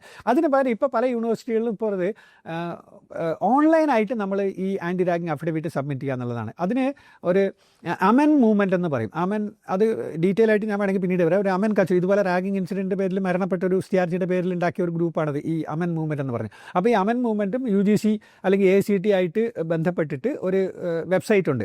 ആ വെബ്സൈറ്റിൽ ഈ ഓരോ വിദ്യാർത്ഥിയും ഈ ആൻറ്റി റാഗിങ് അഫിഡവിറ്റ് അവർ സബ്മിറ്റ് ചെയ്യണം എന്നുള്ളതാണ്. അപ്പോൾ അതിൽ കുട്ടികളുടെ ഫുൾ ഡീറ്റെയിൽസ് ഉണ്ട്, പാരൻസിൻ്റെ ഫുൾ ഡീറ്റെയിൽസ് ഉണ്ട്, കോളേജിൻ്റെ full details including the phone number of college authorities. അത് കഴിഞ്ഞിട്ട് ഇവർ കുറേ അണ്ടർടേക്കിംഗ് കൊടുക്കണം. അതായത് ഞാൻ റാഗിങ്ങുമായിട്ട് ബന്ധപ്പെട്ടുള്ള UGC ആക്ട് ഞാൻ വായിച്ചിട്ടുണ്ട് എന്നുള്ളത് അവർ അവിടെ ടിക്ക് ചെയ്ത് കൊടുക്കണം. അപ്പോൾ അത് വായിക്കാത്തവരാണെങ്കിൽ അവിടെ ഒരു ലിങ്ക് കൊടുത്തിട്ടുണ്ട്. ആ ലിങ്ക് ക്ലിക്ക് ചെയ്ത് കഴിഞ്ഞാൽ UGC ആക്ട് അവിടെ വരും. അതുപോലെ സുപ്രീം കോടതി ഓർഡർ ഞാൻ വായിച്ചിട്ടുണ്ട്. അപ്പോൾ വായിക്കാത്തവരെ അവിടെ ലിങ്ക് ഉണ്ട്. ആ ലിങ്ക് ക്ലിക്ക് ചെയ്ത് കഴിഞ്ഞാൽ സുപ്രീം കോടതി ഓർഡർ വരും. അതുപോലെ റാഗിങ് എന്നുള്ളത് ഒരു ക്രിമിനൽ ഒഫൻസാണ്. ഞാൻ ഒരിക്കലും റാഗിങ്ങിൽ ഉൾപ്പെടുകയില്ല. റാഗിങ്ങിന് ഉൾപ്പെട്ട് കഴിഞ്ഞാൽ എൻ്റെ പേരിൽ ഒരു കംപ്ലയിൻറ്റ് വന്നു കഴിഞ്ഞാൽ ഞാൻ റാഗിങ് ചെയ്തിട്ടില്ല എന്ന് പ്രൂവ് ചെയ്യേണ്ടത് എൻ്റെ ഉത്തരവാദിത്തം. അതൊരു പ്രത്യേക പോയിൻ്റാണ്. അത് സാധാരണ ഇത് വളരെ വ്യക്തമായിട്ട് ഈ ആക്ടിൻ്റെ സീരിയസ്നെസ് മനസ്സിലാക്കാൻ ആ ഒരു എക്സാമ്പിൾ ഞാൻ പറയും. ഇപ്പോൾ 2 പേര് തമ്മിൽ ഒരു അടിപിടി ഉണ്ടായിക്കഴിഞ്ഞാൽ ഒരാൾ കംപ്ലയിൻറ്റ് ചെയ്യുകയാണ്, മറ്റേ ആൾ എന്നെ അടിച്ചു എന്ന് കംപ്ലയിൻറ്റ് ചെയ്യുകയാണെങ്കിൽ ആ അടിച്ചു എന്ന് പറയുന്ന ആളെ എതിരായിട്ട് പണിഷ്മെൻറ്റ് എടുക്കാനുള്ള അധികാരം ആർക്കും ഇല്ല. അത് അടിച്ചു എന്ന് പ്രൂവ് ചെയ്യേണ്ട ഉത്തരവാദിത്തം അടി കൊണ്ട ആൾക്കാണ്. അടി കൊണ്ട ആൾക്കും പോലീസ് ഡിപ്പാർട്ട്മെൻറ്റിനുമാണ് ഇയാൾ അടിച്ചു എന്ന് പ്രൂവ് ചെയ്യാനുള്ള ഉത്തരവാദിത്തം. പ്രൂവ് ചെയ്താൽ മാത്രമേ അയാളെ ശിക്ഷിക്കാനുള്ള പ്രൊവിഷനുള്ളൂ. നേരെ മറിച്ച് റാഗിങ് കേസിൽ ഒരു സീനിയർ വിദ്യാർത്ഥി ഒരു ജൂനിയർ വിദ്യാർത്ഥിയെ അടിച്ചു എന്ന് ജൂനിയർ വിദ്യാർത്ഥി കംപ്ലയിൻറ്റ് ചെയ്യുകയാണെങ്കിൽ അടിച്ചിട്ടില്ല എന്ന് പ്രൂവ് ചെയ്യേണ്ട ഉത്തരവാദിത്തം സീനിയറിനാണ്.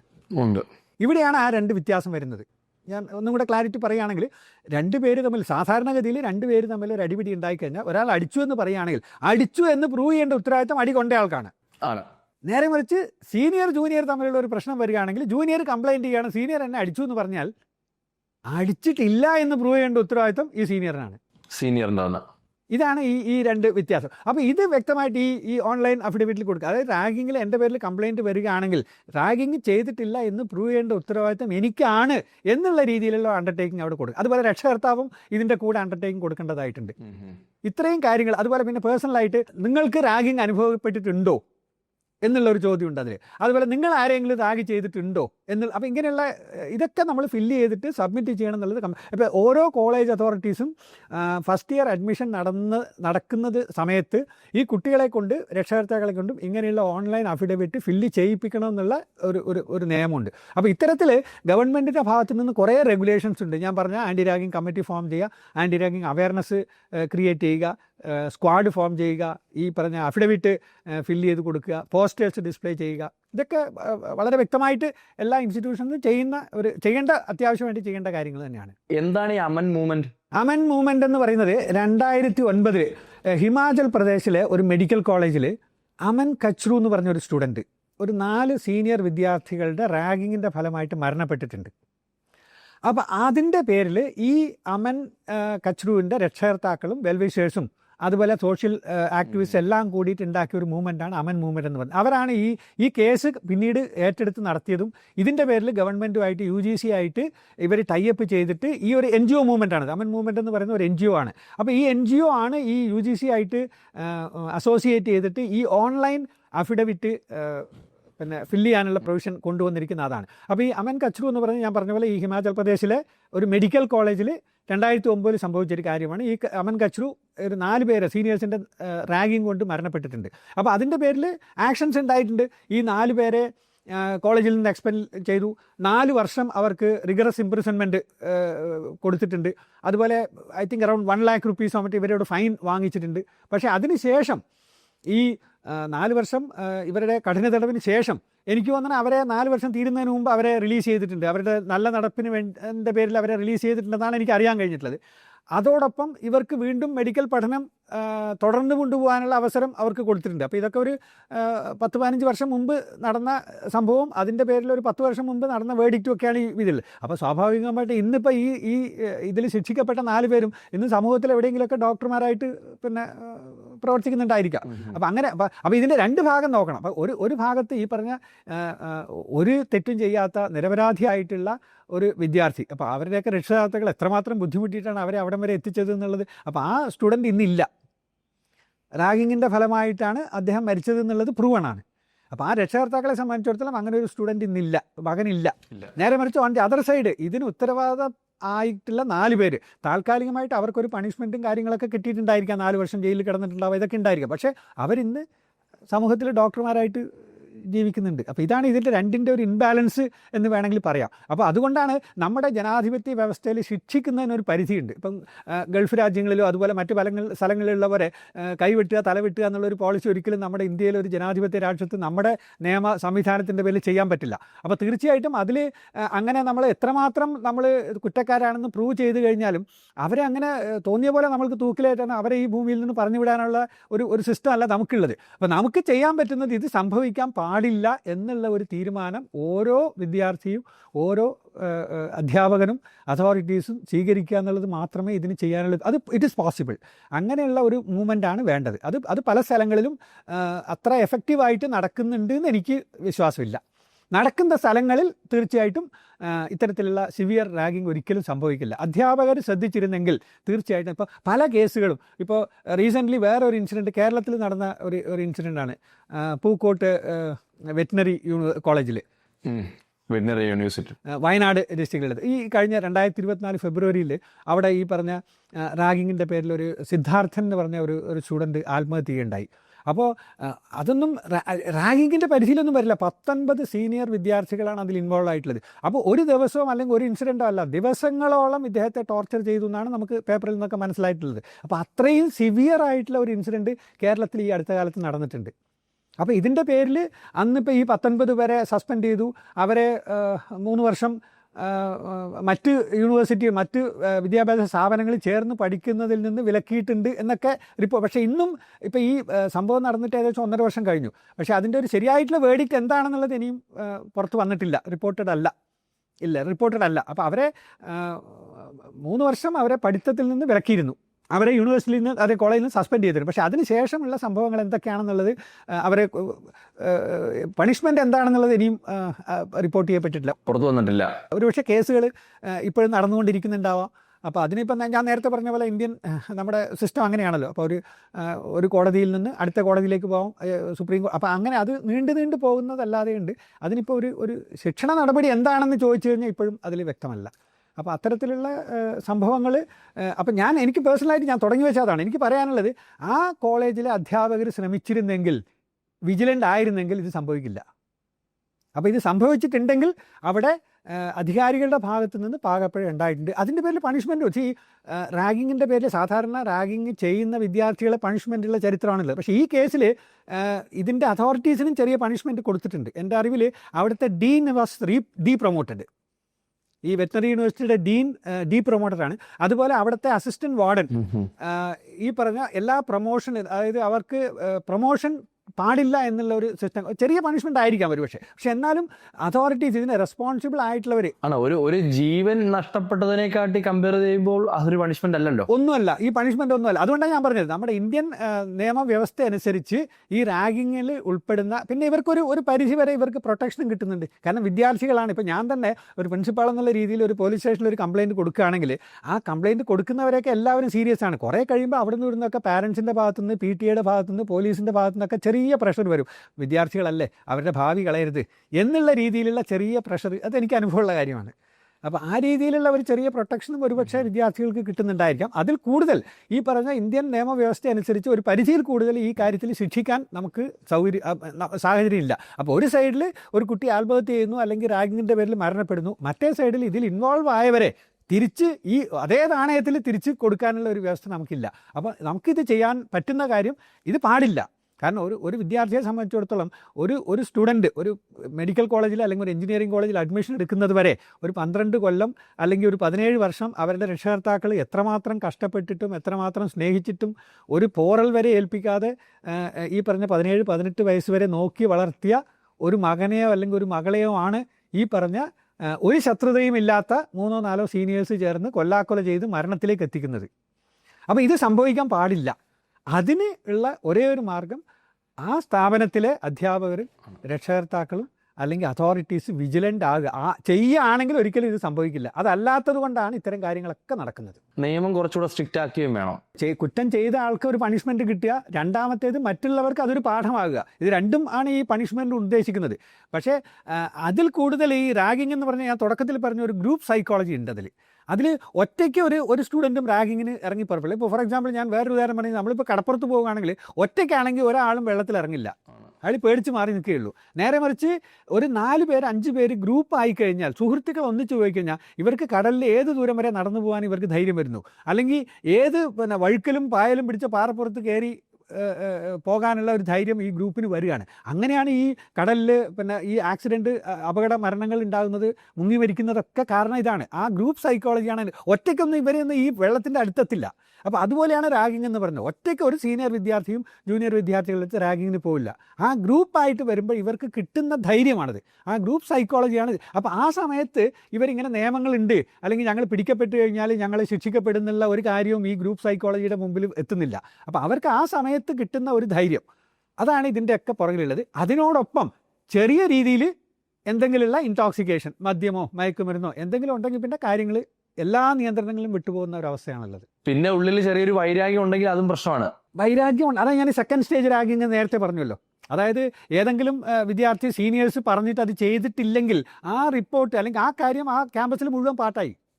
ഇന്ന വിദ്യാർത്ഥി ശ്രദ്ധിക്കണം കേട്ടോ, ഇതാ അവൻ നമ്മൾ പറഞ്ഞാൽ കേൾക്കാത്ത ആളാണ് എന്നുള്ള ഒരു ഇൻഫർമേഷൻ ആ ക്യാമ്പസിലെ സീനിയേഴ്സിൻ്റെ ഇടയിൽ മുഴുവൻ കിട്ടിക്കഴിഞ്ഞു. അപ്പോൾ എവിടെയെങ്കിലും ഒരു ചാൻസ് കിട്ടാൻ നോക്കി നടക്കുകയായിരിക്കും ഈ രണ്ടാമത്തെ സ്റ്റേജിലേക്കും മൂന്നാമത്തെ അതിൻ്റെ ബാക്കിയുള്ള സിവിയറിലേക്ക് പോകാൻ ഉള്ള സാഹചര്യം ഉണ്ടാകുന്നത്. അങ്ങനെയാണ്. സാറ് കഴിഞ്ഞ കുറേ വർഷമായിട്ട് കോളേജിൽ പ്രിൻസിപ്പളായിട്ട് വർക്ക് ചെയ്യുക. അതെ. സാറിൻ്റെ മുന്നിലേക്ക് ഒരു റാഗിങ് ഇഷ്യൂ വന്നു. ഓക്കെ, എനിക്ക് റാഗിങ് അനുഭവം ഉണ്ടായി, ഞാൻ സാറിന് റിപ്പോർട്ട് ചെയ്തു. So what are the steps you are suppose to do?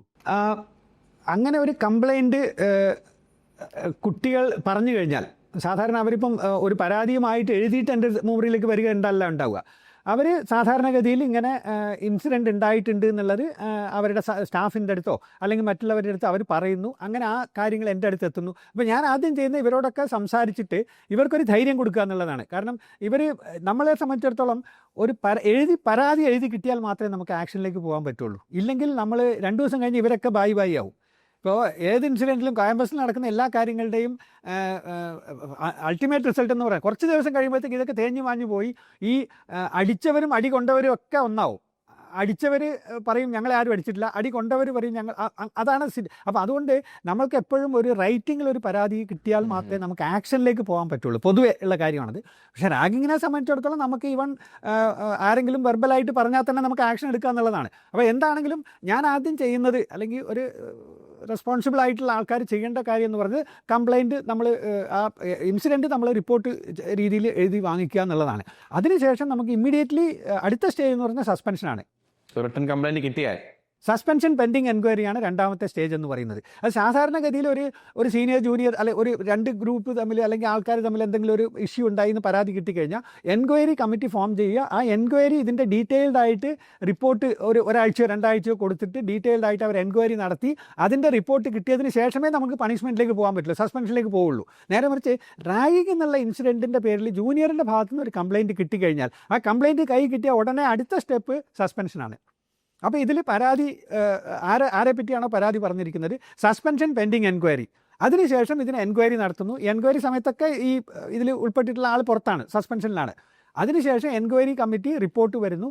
അതിൽ റാഗിങ് നടന്നിട്ടുണ്ട് എന്ന് തെളിഞ്ഞു കഴിഞ്ഞാൽ ഈ റിപ്പോർട്ട് നേരെ പോലീസ് സ്റ്റേഷനിലേക്ക് കൊടുക്കുക എന്നുള്ളതാണ് അടുത്ത സ്റ്റേജ്. അപ്പോൾ ആ സസ്പെൻഷൻ കണ്ടി പിന്നെ ബാക്കിയൊക്കെ ലീഗൽ പ്രൊസീഡിങ്സ് ആണ്. ഇതാണ് സാധാരണഗതിയിൽ നമ്മൾ ചെയ്യേണ്ടതായിട്ടുള്ള ഒരു പ്രൊസീജിയർ എന്ന് പറയുന്നത്. അപ്പോൾ ഫസ്റ്റ് എൻക്വയറി നടത്തുന്നത് കോളേജ് അതോറിറ്റിയാണോ? അതെ, കോളേജ് അതോറിറ്റി. കോളേജിൽ സ്റ്റുഡൻ്റ് എന്നുള്ള രീതിയിൽ നടക്കുന്ന ഏത് കാര്യത്തിനും ഉത്തരവാദി കോളേജാണ്. നേരിട്ട് പോലീസ് സ്റ്റേഷനിലേക്ക് പോയി കഴിഞ്ഞാൽ അത് പോലീസ് സ്റ്റേഷനിൽ നിന്ന് കോളേജിലേക്കാണ് ഫോർവേഡ് ചെയ്യുക. അവർ നേരിട്ട് ആക്ഷൻ എടുക്കാൻ സാധാരണഗതിയിൽ അങ്ങനെ പറ്റില്ല എന്നാണ് എൻ്റെ അറിവ്. അവരത് കോളേജിലേക്ക് ഫോർവേഡ് ചെയ്യുകയാണ് സാധാരണ പതിവ്. ഇങ്ങനെ ഇൻസിഡൻറ്റ് ഉണ്ടായിട്ടുണ്ടോ ഇല്ലയോ എന്നുള്ളത്. അപ്പോൾ പ്രിലിമിനറി എൻക്വയറി എപ്പോഴും കോളേജിൽ വെച്ചാണ് നടത്തേണ്ടത്. ഓക്കെ. അല്ലെങ്കിൽ ഇപ്പോൾ ഇവൻ കോളേജിൻ്റെ പുറത്ത് വെച്ച് രണ്ട് പേര് തമ്മിൽ അടി ഉണ്ടായിട്ടുണ്ടെങ്കിൽ തന്നെ അവരത് പോലീസ് സ്റ്റേഷനിലേക്ക് അവർ പേഴ്സണലായിട്ട് പരാതി കൊടുത്താൽ കൂടെ ആ പരാതി നമ്മളിലേക്ക് ഫോർവേഡ് ചെയ്യും, കോളേജിലേക്ക് ഫോർവേഡ് ചെയ്യാറുണ്ട്. ഇവിടെ എൻ്റെ അനുഭവം അങ്ങനെയാണ്. എന്നിട്ട് ഇവിടെ നിന്ന് ഒരു എൻക്വയറി നടത്തിയിട്ട് അതിൽ വാസ്തവമുണ്ട്, എന്താണ് what ever is the report, അതാണ് ഞങ്ങൾ ഫോർവേഡ് ചെയ്യുന്നത്. അതിനുശേഷമാണ് ആക്ഷനിലേക്ക് പോകുന്നത്. സർ, UGCയുടെ ലേറ്റസ്റ്റ് റിപ്പോർട്ടിൽ പറയുന്നത് 40% വിദ്യാർത്ഥികൾ റാഗിങ് അനുഭവിക്കുന്നുണ്ട്. എനിക്ക് തോന്നുന്നില്ല ഈ 40 എന്നുള്ളതായിരിക്കും ഒരു കറക്റ്റ് നമ്പർ, ഇതിലും കൂടുതലായിരിക്കാം. പക്ഷേ അതിൽ 8.6% മാത്രമേ ഇൻസിഡൻറ്റ് റിപ്പോർട്ട് ചെയ്യുന്നുള്ളൂ എന്നുള്ളതാണ് റാഗിങ്ങിൽ. അപ്പം ഇതേ കമ്മിറ്റിയിൽ അവർ വേറൊരു കാര്യം നോട്ട് ചെയ്ത് പറയുന്നത്, റാഗിങ് അനുഭവിച്ചു കഴിഞ്ഞാൽ അത് കംപ്ലൈൻറ്റ് ചെയ്യാനായിട്ട് പേരൻസ് അല്ലെങ്കിൽ സ്റ്റുഡൻസ് പോകുമ്പോൾ വേണ്ടത്ര സപ്പോർട്ട് ഈ കോളേജ് അതോറിറ്റിയിൽ നിന്ന് കിട്ടുന്നില്ല എന്നവർ അതിനകത്ത് നോട്ട് ചെയ്ത് പറയുന്നുണ്ട്. അപ്പോൾ ഇത് ഒരുപക്ഷെ ഇതിൻ്റെ പുറകെ വരാവുന്ന നൂലാമാലകളെ പറ്റിയിട്ട് ഒരു ബോധമുള്ളത് കൊണ്ട് എന്തിനാണ് അത് അത്രയും സീരിയസ് ആയിട്ടുള്ള കേസുകളിലേക്ക് എന്തിന് പോകണം എന്നുള്ളൊരു പേടി ഒരുപക്ഷെ അതോറിറ്റീസിന് ഉണ്ടായിരിക്കാം. ഇപ്പം നമ്മളിപ്പോൾ ഒരു കംപ്ലയിൻറ്റ് കിട്ടുകയാണെങ്കിൽ അതിൻ്റെ പേരിൽ ആക്ഷൻ എടുത്തു കഴിഞ്ഞാൽ ഇതിവിടെ കൊണ്ടൊന്നും നിൽക്കില്ല, ഇത് എവിടെ പോകും എന്നുള്ള ഒരു പേടി ഉണ്ടായിരിക്കാം. അപ്പം അതൊരു കാരണമായിരിക്കാം. പിന്നെയൊക്കെ ഇവരൊക്കെ വിദ്യാർത്ഥികളാണല്ലോ. ഇപ്പം സീനിയേഴ്സ് ആണെങ്കിലും ഇത് വിദ്യാർത്ഥികൾക്ക് എതിരായിട്ടാണ് ആക്ഷൻ എടുക്കേണ്ടി വരിക.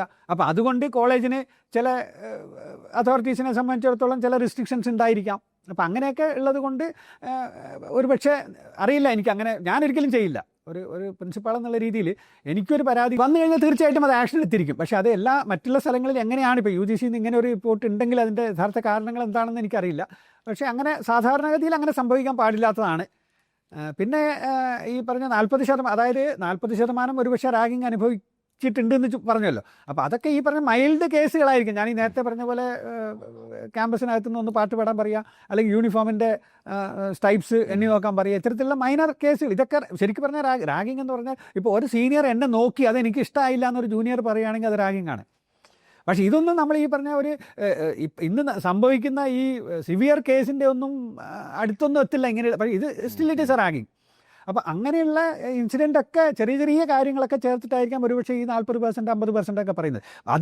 അതിൽ നിന്ന് വളരെ സിവിയർ ആയിട്ടുള്ള കേസുകൾ മാത്രമേ റിപ്പോർട്ട് ചെയ്യൂ. അല്ലാണ്ട് ഇപ്പോൾ എന്നോട് ഒരു പാട്ട് പാടാൻ പറഞ്ഞു എന്ന് പറഞ്ഞ ഒരു പ്രിൻസിപ്പാളിൻ്റെ അടുത്ത് പോയി കഴിഞ്ഞാൽ സ്വാഭാവികമായിട്ടും അത് ഒരു സീരിയസ് ആയിട്ട് എടുക്കാൻ, അതിന് പകരം അത് കറക്റ്റ് ചെയ്യാൻ ആ സീനിയേഴ്സിനെ വിളിക്കുക, അവർ ഇത്തരം കാര്യങ്ങൾ ഇനി ചെയ്യരുത്, ഇത് റിപ്പോർട്ട് ചെയ്ത് കഴിഞ്ഞാൽ ബുദ്ധിമുട്ടാണെന്നുള്ള രീതിയിൽ അഡ്വൈസ് അവിടെ കൊണ്ട് നിർത്തുമായിരിക്കാം. അപ്പോൾ അത് ഒരു റിട്ടേൺ റിപ്പോർട്ടിലേക്ക് പോകാത്തതിൻ്റെ കാരണം ഒരുപക്ഷെ ഈ പറഞ്ഞ ഒരു സില്ലി കേസ് അല്ലെങ്കിൽ മൈൽഡ് കേസസ് എന്നുള്ള രീതിയിൽ അത് കൺസിഡർ ചെയ്യുന്നതുകൊണ്ടായിരിക്കാം.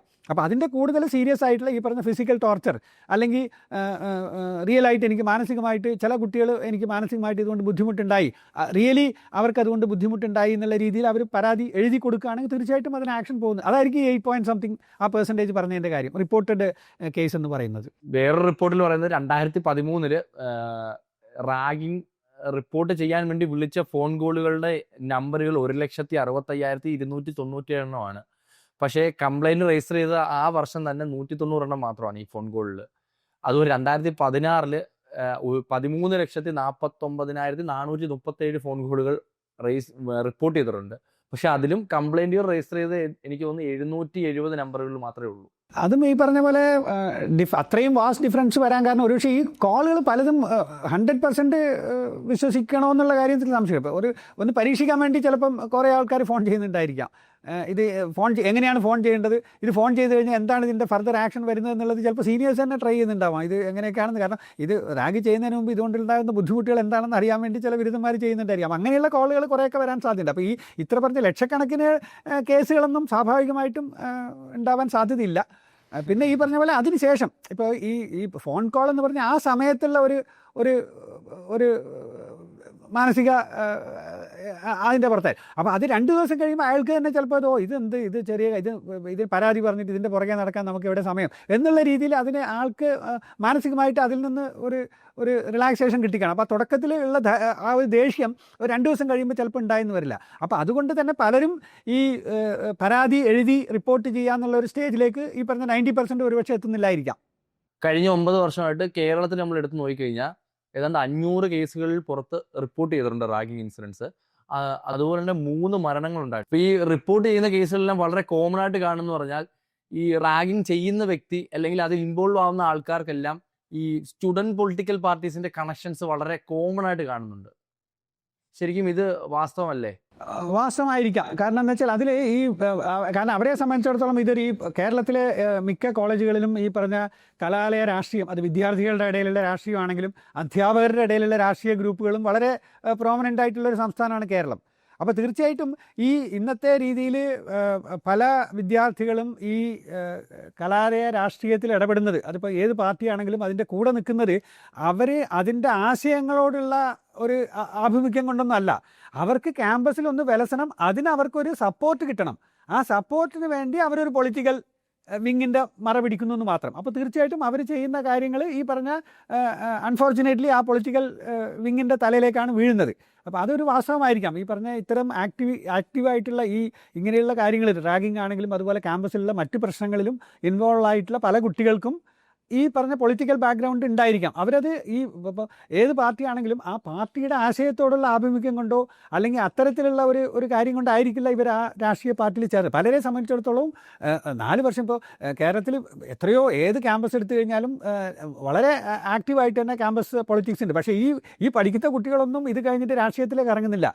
ഇവരൊക്കെ അമേരിക്കയിലും UK പോയി ജോലി ചെയ്യുന്നവരോ അല്ലെങ്കിൽ അതുപോലെയുള്ള മറ്റ് ഹയർ എഡ്യൂക്കേഷനിലേക്ക് പോകുന്നവരാണ്. അത് ഈ കോഴ്സ് കഴിഞ്ഞ് കഴിഞ്ഞാൽ ഇവരൊന്നും ഈ പാർട്ടിയായിട്ടൊന്നും യാതൊരു രീതിയിലും ബന്ധപ്പെടുത്തുന്നില്ല.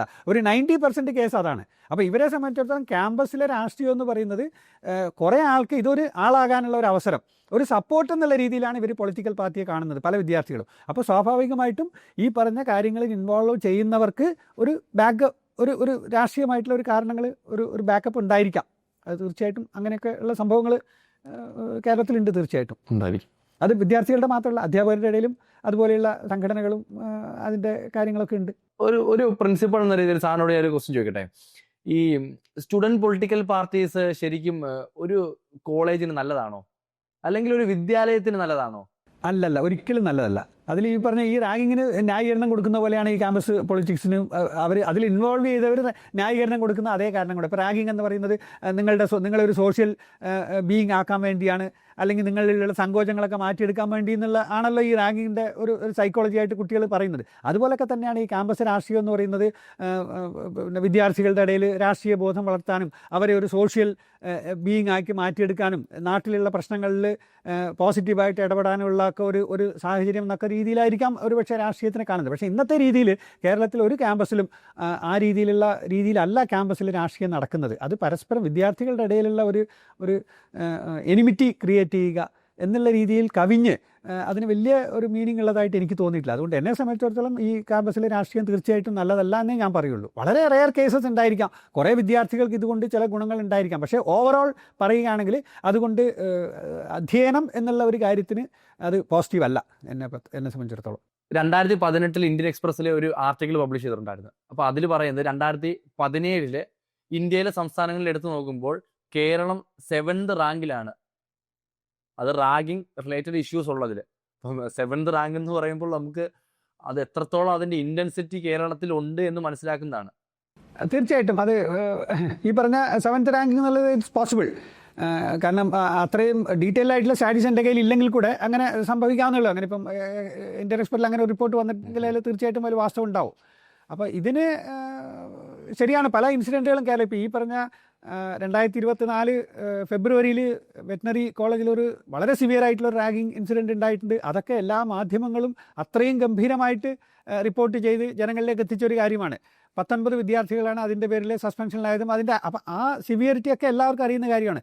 അത് നടന്നിട്ട് വളരെ അടുത്ത് തന്നെയാണ് ഈ 2024 നവംബറിൽ കോട്ടയം ഗവൺമെൻറ് നഴ്സിംഗ് കോളേജിൽ റാഗിങ് ഇൻസിഡൻറ്റ് ഉണ്ടായതും അവിടെ നിന്ന് ഒരു 5 വിദ്യാർത്ഥികളെ ഈ പറഞ്ഞ പോലെ കോളേജിൽ നിന്ന് ഡിസ്മിസ് ചെയ്തിട്ടുണ്ടായി. അവിടെയും ഈ പറഞ്ഞ പോലെ സിവിയർ ആയിട്ടുള്ള ഫിസിക്കൽ ടോർച്ചർ നടന്നിട്ടുണ്ട് എന്നുള്ളതാണ് റിപ്പോർട്ട് ചെയ്യപ്പെട്ടിട്ടുള്ളത്. അപ്പോൾ കോമ്പസ് കൊണ്ട് ശരീരത്തിൽ മുഴുവൻ വരച്ചിടുക, അതുപോലെ സ്വകാര്യ ഭാഗങ്ങളിൽ ഡംബൽ കയറ്റി വയ്ക്കുക, മുട്ടിലഴയിപ്പിക്കുക, ഇങ്ങനെയുള്ള സംഭവങ്ങളൊക്കെ അവിടെ നടന്നിട്ടുണ്ട് എന്നുള്ളതാണ് റിപ്പോർട്ട് ചെയ്തിട്ടുള്ളത്. അതിൻ്റെ പേരിൽ 5 പേരെ ഡിസ്മിസ് ചെയ്തിട്ടുണ്ട്. ഇതോടൊപ്പം 2025 ഫെബ്രുവരിയിൽ വേറൊരു ഇൻസിഡൻറ്റ് റിപ്പോർട്ട് ചെയ്തിട്ടുള്ളത് തിരുവനന്തപുരം കാര്യവട്ടം കോളേജിൽ നിന്നാണ്. അവിടെയും ഇതുപോലെ 7 വിദ്യാർത്ഥികൾ അന്വേഷണ വിധേയമായിട്ട് സസ്പെൻഡ് ചെയ്യപ്പെട്ടിട്ടുണ്ട്. അവിടെയും ഇതുപോലെയുള്ള സിവിയർ ടോർച്ചർ നടന്നതായിട്ടുള്ള റിപ്പോർട്ടാണുള്ളത്. അത് വെള്ളത്തിൽ തുപ്പിയിടുക, എന്നിട്ട് ആ വെള്ളം ജൂനിയേഴ്സിനെ കൊണ്ട് കുടിപ്പിക്കുക, ഇങ്ങനെയുള്ള ഇൻസിഡൻ്റാണ് ഇപ്പം ഇതൊക്കെ പത്രത്തിൽ വായിച്ചറിയുന്ന കാര്യങ്ങളാട്ടോ. അപ്പോൾ അങ്ങനെയുള്ള ഇൻസിഡൻ്റൊക്കെ കേരളത്തിൽ റിപ്പോർട്ട് ചെയ്യപ്പെടുന്നുണ്ട്. അപ്പോൾ ഒരു ഇൻസിഡൻറ്റ് നടന്ന് അതിനെപ്പറ്റി ജനങ്ങൾക്കൊരു അവബോധം കിട്ടിക്കഴിഞ്ഞാലും പിന്നീടും ഇത് ആവർത്തിച്ചുകൊണ്ടേയിരിക്കുകയാണ്. അപ്പോൾ ഇൻസിഡൻറ്റുകൾ തീർച്ചയായിട്ടും ഇതൊക്കെ എന്ന് വെച്ചാൽ ഈ ഇത്രയും സിവിയർ ആയിട്ടുള്ള കേസുകളായതുകൊണ്ടും ഇത് റിപ്പോർട്ട് ചെയ്യപ്പെടുന്നത് കൊണ്ടുമാണ് നമുക്കറിയാൻ പറ്റുന്നത്. ഈ റിപ്പോർട്ട് ചെയ്യപ്പെടാത്ത ധാരാളം കേസുകൾ, പുറത്തറിയാത്ത ധാരാളം കേസുകൾ, അവിടെ തന്നെ ക്യാമ്പസിൽ തന്നെ ഒതുക്കുന്ന ധാരാളം കേസുകൾ ഉണ്ടാവാം. അപ്പോൾ അതുകൊണ്ട് റാഗിങ് കേരളത്തിലുണ്ട്, ഇല്ലെന്നൊരിക്കലും പറയാൻ പറ്റില്ല. അത് മറ്റ് സംസ്ഥാനങ്ങളെ അപേക്ഷിച്ച് കൂടുതലാണോ കുറവാണോ എന്നുള്ളത് ഈ പറഞ്ഞ കണക്കെടുത്ത് വ്യക്തമായിട്ട് നോക്കിയാലേ പറയാൻ പറ്റുള്ളൂ. പക്ഷേ റാഗിങ് ഉണ്ട്. ഈവൻ പല കോളേജുകളിലും സെക്ഷൽ അബ്യൂസുകൾ വരെ നടക്കുന്നുണ്ട്. ഇന്ത്യയിൽ തന്നെ റാഗിങ് ഇഷ്യൂസ് കൊണ്ട് റേപ്പ് വിക്ടിംസ് ആയ എത്രയോ വിദ്യാർത്ഥിനികൾ ഇന്ത്യയിലുണ്ട്. UGC തന്നെ വേറൊരു കണക്കിൽ പറയുന്നത് 2016 സ്റ്റഡിയാണ്, ഏകദേശം 4% വിദ്യാർത്ഥികൾ സെക്ഷൽ റാഗിങ് എക്സ്പീരിയൻസ് ചെയ്തിട്ടുണ്ടെന്നാണ് പറയുന്നത്. ഈ 4% നമ്മൾ ഇന്ത്യയിൽ ഓരോ എടുത്ത് നോക്കുമ്പോൾ എത്ര വലിയൊരു ഹ്യൂജ് നമ്പറാണ് നമ്മൾ ആലോചിക്കണം. റാഗിങ് അവയർനെസ് ആളുകളിലേക്ക് എത്തിക്കണം, റാഗിങ്ങിന്റെ ഇഷ്യൂസ് ആളുകളിലേക്ക് എത്തിക്കണം എന്ന് വിചാരിച്ചാണ് നമ്മൾ ഈ പോഡ്കാസ്റ്റ് അറേഞ്ച് ചെയ്തത്. ഇതിനുവേണ്ടി നമ്മൾ കുറേ റിസർച്ചുകൾ ചെയ്യുന്ന സമയത്ത്, ന്യൂസുകൾ, ആർട്ടിക്കിളുകളെല്ലാം പഠിക്കുന്ന സമയത്ത് വളരെ ഷോക്കിംഗ് ആയിട്ട് എനിക്ക് മനസ്സിലാക്കാൻ പറ്റിയൊരു കാര്യം എന്ന് പറഞ്ഞാൽ, എൻ്റെ ഒരു കാഴ്ചപ്പാടെന്ന് പറഞ്ഞാൽ കോളേജുകളിലായിരിക്കും ഇത് വളരെ കൂടുതൽ എന്നായിരുന്നു. പക്ഷേ റിപ്പോർട്ടുകൾ അല്ലെങ്കിൽ ന്യൂസുകൾ പറയുന്നത് ഇപ്പോൾ കോളേജുകളിലേക്കാട്ട് ഇഷ്യൂസ് റിപ്പോർട്ട് ചെയ്യുന്നത് സ്കൂളുകളിലാണ്. അതായത് 8, 9, 10 പോലുള്ള +1, +2 സ്കൂളുകളിലാണ് ഇത് ഏറ്റവും കൂടുതൽ ഇപ്പോൾ കേരളത്തിൽ റിപ്പോർട്ട് ചെയ്യുന്നതാണ്. അത് ശരിക്കും റാഗിങ് എന്ന് പറയാൻ പറ്റില്ല. ഒരു തരം ഗ്രൂപ്പ് സംഘം ചേർന്ന് ജൂനിയേഴ്സിനെ അടിക്കുക എന്നുള്ള ഒരു കേസ്. അതെന്ന് വെച്ചാൽ ഈ സാധാരണ ഈ പ്രൊഫഷണൽ കോളേജുകളിൽ നടക്കുന്ന, അല്ലെങ്കിൽ നമ്മൾ ഇതുവരെ സംസാരിച്ചിരുന്ന റാഗിങ് മോഡലിലുള്ള കാര്യങ്ങളല്ല.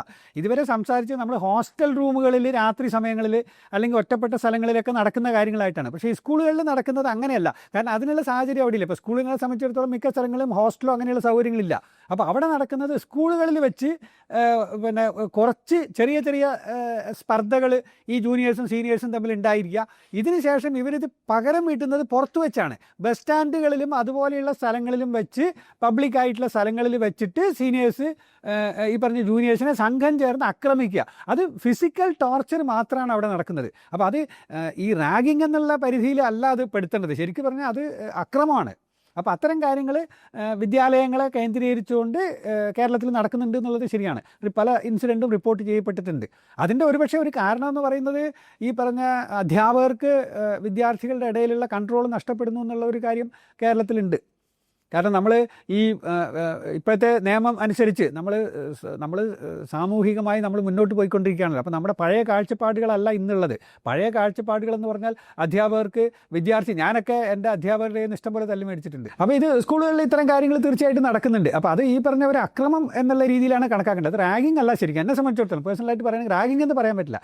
അത് സീനിയേഴ്സും ജൂനിയേഴ്സും തമ്മിൽ സ്കൂളുകളിൽ വെച്ച് ഏതെങ്കിലും രീതിയിൽ സ്പർദ്ധ ഉണ്ടാകുക. അതായത് ജൂനിയേഴ്സ് ചിലപ്പോൾ മുടി വെട്ടാണ്ട് വരും, അല്ലോ അപ്പോൾ അവനെ കൊണ്ട് മുടി വെട്ടിപ്പിക്കുക, അല്ലെങ്കിൽ അത്തരത്തിലുള്ള ചെറിയ ആ രീതിയിലുള്ള ഇവരെ സീനിയേഴ്സിനെ റെസ്പെക്റ്റ് ചെയ്യാതിരിക്കുക. ഇങ്ങനെ ചെറിയ സ്പർദ്ധ ഈ സ്കൂളുകളിൽ വെച്ച് ഉണ്ടാകുക. അതിന് പ്രതികാരമായിട്ട് സംഘം ചേർന്ന് സീനിയേഴ്സ് ജൂനിയേഴ്സിനെ ആക്രമിക്കുക. ഇത് നടക്കുന്നത് മിക്കവാറും ഈ ബസ് സ്റ്റാൻഡുകളിലും അതുപോലെയുള്ള പുറത്താണ്, സ്കൂളിൻ്റെ അകത്തായിരിക്കില്ല ഒരുപക്ഷെ ഇത്തരം കാര്യങ്ങൾ നടക്കുന്നത്. അപ്പോൾ അത് കേരളത്തിൽ തീർച്ചയായിട്ടും ഈ രീതിയിൽ നടക്കുന്നുണ്ട്. ഇതിൻ്റെ ഒരു കാരണം എന്ന് പറയുന്നത് ഈ സ്കൂളുകളിൽ ഇന്ന് അത്തരത്തിലുള്ള ഒരു നിയന്ത്രണം, അധ്യാപകർക്ക് വിദ്യാർത്ഥികളുടെ മേലുള്ള നിയന്ത്രണം ഒരുപക്ഷെ ഇന്ന് കുറഞ്ഞിട്ടുണ്ടോ എന്ന് എനിക്കൊരു സംശയമുണ്ട്. ഇപ്പോൾ ഞാനൊക്കെ സ്കൂളുകളിൽ പഠിക്കുന്ന സമയത്ത് ഇഷ്ടംപോലെ മാഷന്മാരുടെയും തല്ലു മേടിച്ചിട്ടുണ്ട്. അതുപോലെ അന്ന് ഓരോ ക്ലാസ്സിൽ പോകുമ്പോഴും അവിടെ ക്ലാസ്സിൽ തോറ്റവരുണ്ടാവും. അപ്പോൾ അന്ന് ഓരോ ക്ലാസ്സിൽ, ഇപ്പോൾ 4ാം ക്ലാസ്സിൽ നിന്ന് 5ാം ക്ലാസ്സിലേക്ക് പോകണമെങ്കിൽ പരീക്ഷ എഴുതി പാസ്സാവണം. അപ്പോൾ ഓരോ ക്ലാസ്സിലും തോറ്റ വിദ്യാർത്ഥികളുണ്ട്. ഞാനൊക്കെ ഇപ്പോൾ 5ാം ക്ലാസ്സിലേക്ക് പോകുമ്പം എൻ്റെ കൂടെ 4ാം ക്ലാസ്സിൽ പഠിച്ച കുറേ പേര് 4ാം ക്ലാസ്സിൽ തന്നെ ഇരിക്കുന്നുണ്ടാവും. അവർക്ക് പ്രൊമോഷൻ കിട്ടിയിട്ടുണ്ടാവില്ല. 5ാം ക്ലാസ്സിൽ കയറുമ്പോൾ അവിടെ പഴയ ആൾക്കാർ കുറേ പേര് സീനിയേഴ്സായിട്ട് ഇരിക്കുന്നുണ്ടാവും. അപ്പോൾ അത്തരത്തിൽ പഠിക്കുക എന്നുള്ളത് ഓരോ ഘട്ടത്തിലും നമ്മൾ പഠിച്ചാലേ പാസ്സാകുകയുള്ളൂ എന്നുള്ള ഒരു സിസ്റ്റം ഉണ്ടായിരുന്നു. അതുപോലെ അധ്യാപകർ വിദ്യാർത്ഥികളെ ശിക്ഷിക്കുക എന്നുള്ളത് ഒരു സാധാരണ സംഭവമാണ്.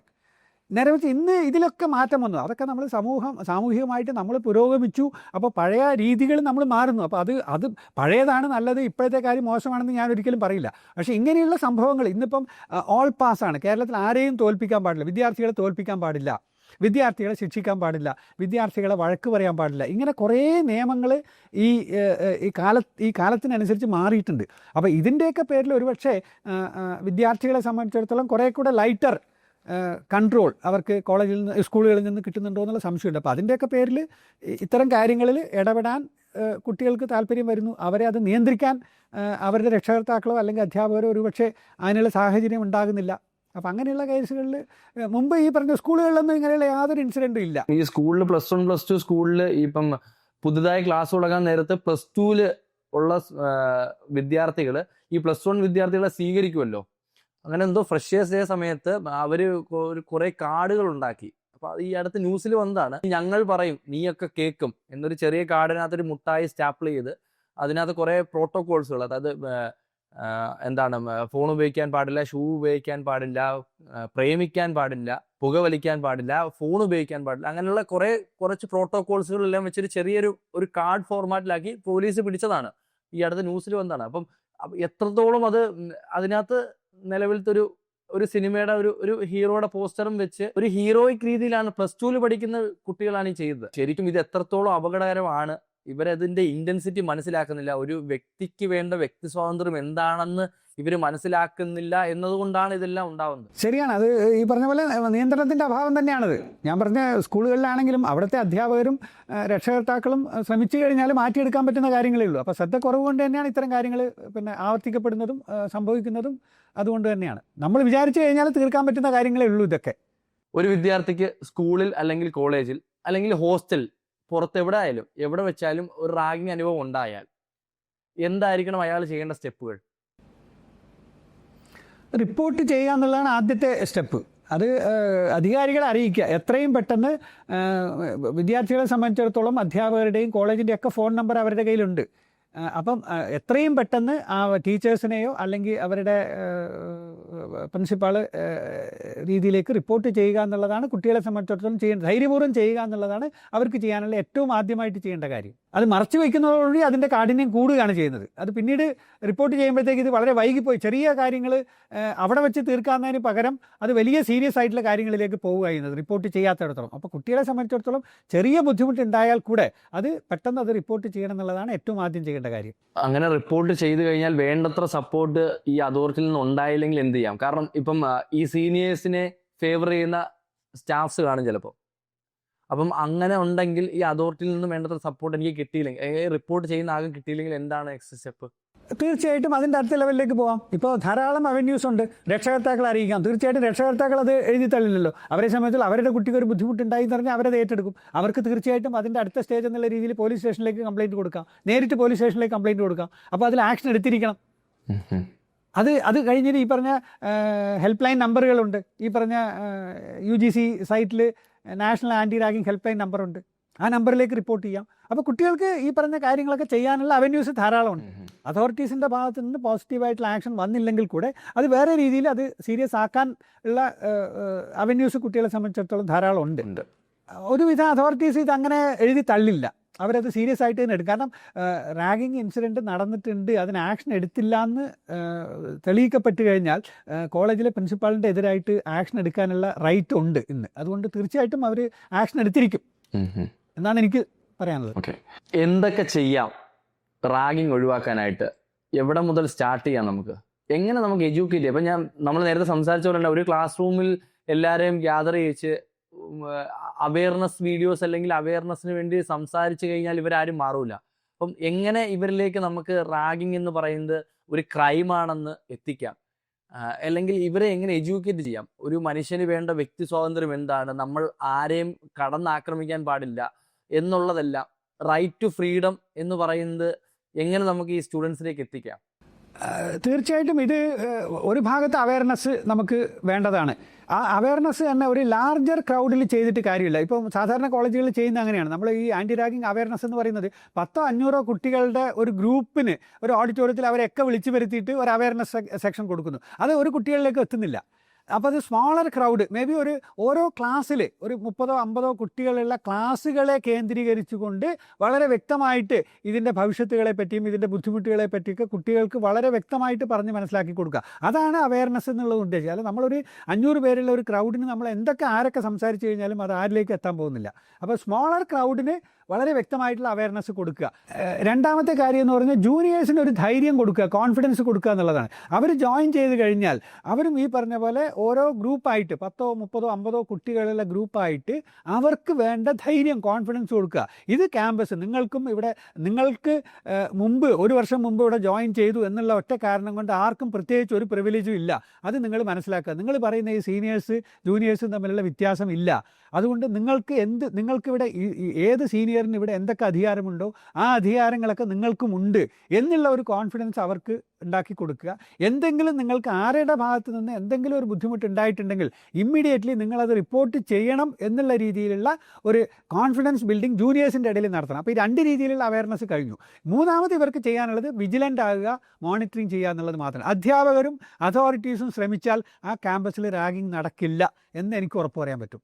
അത് ഹോസ്റ്റലിലാണെങ്കിൽ വാർഡൻ ഈ സമയത്ത് ആ റാഗിങ് പീരീഡിൽ അവർ ചിലപ്പോൾ ഒരാൾ വിചാരിച്ചാൽ പറ്റിയെന്ന് വരില്ല. അവിടെ കൂടുതൽ ആൾക്കാർ സെക്യൂരിറ്റിയുടെ വിജിലൻസ് അവിടെ അറേഞ്ച് ചെയ്യേണ്ടി വരും. അതുപോലെ കൂടുതൽ അധ്യാപകരെ അല്ലെങ്കിൽ വാർഡന്മാരെ അവിടെ പട്രോളിങ് അല്ലെങ്കിൽ അവിടെ ഹോസ്റ്റൽ കേന്ദ്രീകരിച്ച് അവരുടെ വിജിലൻ്റ് ആവണം, അവരുടെ പ്രസൻസ് അവിടെ വേണം, അത്തരം കാര്യങ്ങൾ. അപ്പോൾ അത് അതോറിറ്റീസ്, പ്രിൻസിപ്പൽ അല്ലെങ്കിൽ ഡയറക്ടർ ലെവലിൽ അതോറിറ്റീസ് ശ്രമിച്ചു കഴിഞ്ഞാൽ നമുക്ക് നിയന്ത്രിക്കാൻ പറ്റുന്ന അല്ലെങ്കിൽ മുഴുവനായിട്ടും ഒരുപക്ഷെ നമുക്ക് അവോയ്ഡ് ചെയ്യാൻ പറ്റുന്ന ഒരു കാര്യം തന്നെയാണ് റാഗിങ്. അപ്പോൾ ഇങ്ങനെയുള്ള ചില കാര്യങ്ങൾ നമ്മൾ ചെയ്തു കഴിഞ്ഞാൽ തീർച്ചയായിട്ടും ഇത് നമുക്ക് തീർച്ചയായിട്ടും ഒഴിവാക്കാൻ പറ്റും, ഉറപ്പാണ്. റാഗിങ് എന്താണെന്ന് ഇവരെയൊക്കെ ബോധ്യപ്പെടുത്തി കഴിഞ്ഞാൽ ചിലപ്പോൾ ഒരു പരിധി വരെ ഇതൊക്കെ കുറയുമായിരിക്കും. തീർച്ചയായിട്ടും. കാരണം അത് സീനിയേഴ്സിനെ സംബന്ധിച്ചിടത്തോളം അവർ അനുഭവിച്ചതാണെന്നാണല്ലോ അവർ പറയുന്നത്. അപ്പോൾ അവരെ സംബന്ധിച്ചിടത്തോളം ഇത് വാങ്ങിയത് കൊടുക്കുക എന്നുള്ള ഒരു കോൺസെപ്റ്റിലേക്കാണ് അവരുള്ളത്. അപ്പോൾ അതുകൊണ്ടുള്ള തെറ്റുകൾ അവരെ പറഞ്ഞ് ബോധ്യപ്പെടുത്തുക എന്നുള്ള ഈ പറഞ്ഞ അവയർനെസ്, സീനിയേഴ്സിന് ഒരു ടൈപ്പ് ഓഫ് അവയർനെസ്, ജൂനിയേഴ്സിന് വേറെ type of confidence building awareness. പിന്നെ ഇതിനെ ഉപരിയായിട്ട് മോണിറ്റർ. നമ്മളിപ്പം ഒരു ഇൻസിഡൻറ്റ് ഉണ്ടായിക്കഴിഞ്ഞ് നമ്മൾ ശിക്ഷിക്കുന്നതിൽ ഒരു പരിധിയുണ്ട്. ഞാൻ തുടക്കത്തിൽ പറഞ്ഞ പോലെ നമ്മളിപ്പോൾ എത്ര സിവിയറായിട്ട് ഒരു കുട്ടി ആത്മഹത്യ ചെയ്തു അല്ലെങ്കിൽ ഒരു കുട്ടി റാഗിങ്ങിനെതിരായിട്ട് റാഗിങ്ങിൻ്റെ ഫലമായിട്ട് മരണപ്പെട്ട് കഴിഞ്ഞാലും നമ്മൾക്ക് ശിക്ഷിക്കാൻ പറ്റുന്നതിനൊരു പരിധിയുണ്ട്. ഈ പറഞ്ഞ 3 or 4 കൊല്ലത്തെ ഇംപ്രിസൺമെൻറ്റോടുകൂടി അവർ പിന്നെയും സമൂഹത്തിൽ സാധാരണ പൗരന്മാരായിട്ട് ജീവിക്കുന്നത്. നേരെ മറിച്ച് മറ്റേ സൈഡിൽ ഈ കുട്ടി ആത്മഹത്യ ചെയ്തു അല്ലെങ്കിൽ അവർ നഷ്ടപ്പെട്ടു നമുക്ക്. അപ്പോൾ ഇങ്ങനെ ഒരു ഇൻസിഡൻറ്റിലേക്ക് എത്തുന്നതിന് മുൻപ് നമ്മളിത് പ്രിവെൻറ്റ് ചെയ്തേ പറ്റുള്ളൂ. ശിക്ഷ എന്നുള്ളത് രണ്ടാമത്തെ കാര്യമായിട്ട്, അവസാനത്തെ ഒരു കാര്യം മാത്രമായിട്ട് നമുക്ക് കണക്കാക്കാൻ പറ്റുള്ളൂ. അപ്പോൾ നമുക്ക് ചെയ്യാൻ പറ്റുന്നത് ഇത് നിയന്ത്രിക്കുക, ഇത് ഒഴിവാക്കുക എന്നുള്ളത് മാത്രമാണ് നമുക്ക് ചെയ്യാൻ പറ്റുന്ന ഒരു കാര്യം. അതിന് അധികാരികൾ വിചാരിച്ചു കഴിഞ്ഞാൽ തീർച്ചയായിട്ടും പറ്റും. ആണ്. ഇതിനെല്ലാം ഉപരി ആളുകൾക്ക് അല്ലെങ്കിൽ ഈ വിദ്യാർത്ഥികൾക്ക് എന്താണ് പൗരബോധം, അല്ലെങ്കിൽ ഒരു മനുഷ്യന് എന്തൊക്കെ അവകാശങ്ങളുണ്ട് എന്നുള്ളത് പഠിപ്പിക്കണമെന്ന് എനിക്ക് പേഴ്സണലി പലപ്പോഴും തോന്നിയിട്ടുണ്ട്. അങ്ങനെ നമുക്ക് ആരെയും കയറി കൈവെക്കാൻ പറ്റില്ല. നമ്മൾക്ക് ഓരോ വ്യക്തിക്കും ഓരോ അവകാശങ്ങളുണ്ട് ഒരു രാജ്യത്ത് ജീവിക്കുമ്പോൾ എന്നുള്ളത് ഇവരെ മനസ്സിലാക്കി കൊടുക്കണമെന്നുണ്ട്. അതൊക്കെ അറിയാം ഇവർക്കൊക്കെ. ഞാൻ പറഞ്ഞ ഈ ഗ്രൂപ്പ് സൈക്കോളജിയും ഈ പറഞ്ഞ അവരുടെ മാനസികാവസ്ഥയൊക്കെയാണ് ഇതിൻ്റെ കാരണം. ഇപ്പോൾ എല്ലാവർക്കും അറിയാം. ഇപ്പോൾ എനിക്ക് കൈ എവിടം വരെ നീട്ടാമെന്ന് ചോദിച്ചു കഴിഞ്ഞാൽ അടുത്ത ആളുടെ മൂക്കിൻ്റെ അടുത്ത് വരെ എന്നുള്ള ഒരു ചൊല്ലുണ്ടല്ലോ. അപ്പോൾ അതൊക്കെ എല്ലാവർക്കും അറിയാവുന്ന കാര്യമാണ്. അപ്പോൾ അതുകൊണ്ട് അങ്ങനെ ഒരു പൗരബോധത്തിൻ്റെ കാരണം ഇത് നമ്മൾ തെറ്റ് ചെയ്യാൻ പാടില്ല എന്നുള്ളത് നമ്മൾ അറിഞ്ഞിരിക്കേണ്ട ഒരു കാര്യമാണ്. അത് നമ്മളെ ആരും പഠിപ്പിച്ചു തരേണ്ട ഒരു കാര്യമായിട്ട് എനിക്ക് തോന്നുന്നില്ല.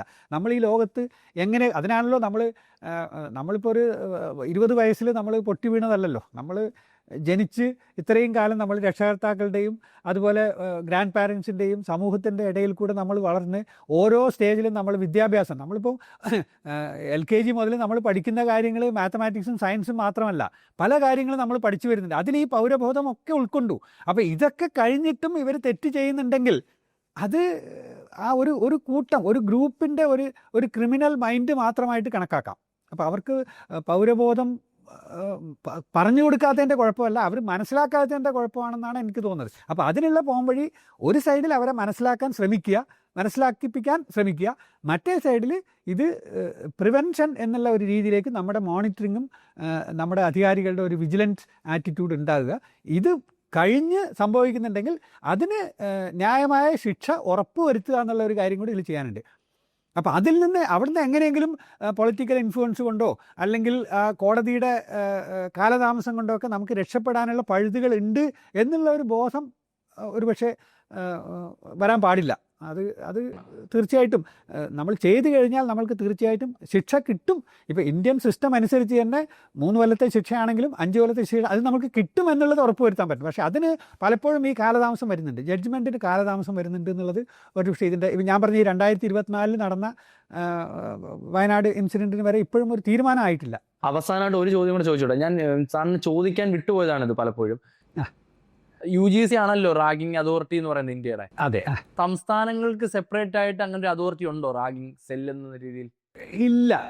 UGC ആക്ടിൻ്റെ ബേസിലാണ് എല്ലാവരും ആക്ഷൻ എടുക്കേണ്ടത്, നേരിട്ട് UGCയുടെ കൺട്രോൾ. അപ്പോൾ UGC എന്ന് പറയുമ്പോൾ യൂണിവേഴ്സിറ്റികളുമായിട്ട് ബന്ധപ്പെട്ടിട്ടുണ്ട്. ഇപ്പോൾ പൊതുവെ ആർട്സ് കോളേജ് അതുപോലെയുള്ള യൂണിവേഴ്സിറ്റികളുമായിട്ട് ബന്ധപ്പെട്ടിട്ടാണ് UGC ആക്ട് വരുന്നത്. എഞ്ചിനീയറിംഗ് കോളേജുകളെ സംബന്ധിച്ചിടത്തോളം AICT, all India council for technical education, അവിടെയാണ് ഇതിൻ്റെ ആക്ട് വരുന്നത്. അപ്പം ഇപ്പോൾ ഞങ്ങളെ സംബന്ധിച്ചിടത്തോളം ഞാൻ വർക്ക് ചെയ്യുന്ന ശ്രീപതി എഞ്ചിനീയറിംഗ് കോളേജിനെ സംബന്ധിച്ചിടത്തോളം നേരിട്ട് AICT ആണ് കണക്ഷൻ. അപ്പോൾ AICTയുടെ ഇൻസ്ട്രക്ഷനാണ് ഞങ്ങൾ ഫോളോ ചെയ്യേണ്ടത്. അപ്പോൾ AICTയിൽ നിന്നാണ് ഞങ്ങൾക്ക് കാലാകാലങ്ങളിൽ ഈ പറഞ്ഞ അക്കാഡമിക് ഇയർ ബിഗിനിങ്ങിലൊക്കെ റാഗിംഗ് റിലേറ്റഡ് ആയിട്ടുള്ള ഇൻസിഡൻറ്റ് വരുന്നത് AICTയിൽ നിന്നാണ്. അപ്പോൾ AICT UGC ആണ് ഇതിൻ്റെ മെയിൻ അതോറിറ്റി എന്ന് പറയുന്നത്. സംസ്ഥാനങ്ങൾക്ക് അങ്ങനെ പ്രത്യേകിച്ച് ആക്ട് ഉണ്ട്. ഇപ്പോൾ കേരള ഗവൺമെൻറ്റിന് ഇപ്പോൾ government of Kerala prevention of act എന്ന് പറഞ്ഞ് 1998 ആക്ഷൻ ഉണ്ട്. ഇതൊക്കെ സംസ്ഥാനങ്ങളുമായിട്ട് ബന്ധപ്പെട്ടിട്ടുണ്ട്. പക്ഷേ നേരിട്ടുള്ള ഈ പറഞ്ഞ ഹെൽപ്പ് ലൈൻ നമ്പറിൽ റിപ്പോർട്ട് ചെയ്യുക എന്നുള്ള കാര്യങ്ങളൊക്കെ നമ്മൾ UGCയുമായിട്ട് ബന്ധപ്പെട്ടിട്ട് തന്നെയാണ് ചെയ്യുന്നത്. ഇങ്ങനെ റാഗിംഗ് ഇഷ്യൂസിനെ സംബന്ധിച്ചൊരു പോഡ്കാസ്റ്റിൽ ഇൻ്റർവ്യൂ നടത്തിയത് കൊണ്ട് നാളെ ആരും മാറണമെന്നില്ല, ആരും മാറത്തുമില്ല. പക്ഷെ എന്നാലും ഒരു അവബോധം ആളുകളിലേക്ക് എത്തിക്കണം, പ്രത്യേകിച്ച് കുട്ടികളിലേക്ക്. അതായിരുന്നു നമ്മുടെ ഒരു മെയിൻ ഉദ്ദേശം. അതിനെ സംബന്ധിച്ച് ആ റാഗിംഗ് ഇഷ്യൂസിനെ സംബന്ധിച്ചുള്ള അറിവുകൾ അല്ലെങ്കിൽ എക്സ്പീരിയൻസ് സാറിനുണ്ടായതും അല്ലെങ്കിൽ അതിന് വേണ്ട നിയമങ്ങളും കാര്യങ്ങളെല്ലാം പറഞ്ഞ് മനസ്സിലാക്കി തന്നതിന് നന്ദി. നമ്മുടെ കൂടെ ഇത്രയും നേരം സമയം ചെലവഴിച്ചതിന് നന്ദി. അപ്പോൾ നമ്മളുടെ CSന്റെ മൊത്തം ടീമിൻ്റെ സൈഡിൽ നിന്ന് നമ്മൾ നന്ദി പറയുകയാണ്. Thank you so much. തീർച്ചയായിട്ടും ഞാനും ഇതിൽ എന്നെ സംബന്ധിച്ചുള്ളത് ഇതൊരു ആദ്യത്തെ അനുഭവമാണ്. ഇങ്ങനെ എൻ്റെ അറിവുകൾ മറ്റുള്ളവരിലേക്ക് ഷെയർ ചെയ്യാൻ പറ്റുക എന്നുള്ള ഒരു അവസരം കിട്ടിയതിന് എനിക്കും വളരെയധികം നന്ദിയുണ്ട് നിങ്ങളോട്. ഈ പറഞ്ഞതിലും ഒരുപക്ഷെ കൂടുതൽ ഡീറ്റെയിൽസൊക്കെ നമുക്ക് കൂടുതൽ സമയം ഉണ്ടായിരുന്നെങ്കിൽ നമുക്ക് ഷെയർ ചെയ്യാൻ പറ്റുമായിരുന്നു. എന്നാലും അറിയാവുന്ന ചില കാര്യങ്ങൾ ഷെയർ ചെയ്യാൻ പറ്റിയതിൽ എനിക്കും വളരെ സന്തോഷമുണ്ട്. Thank you very much. Thank you so much sir.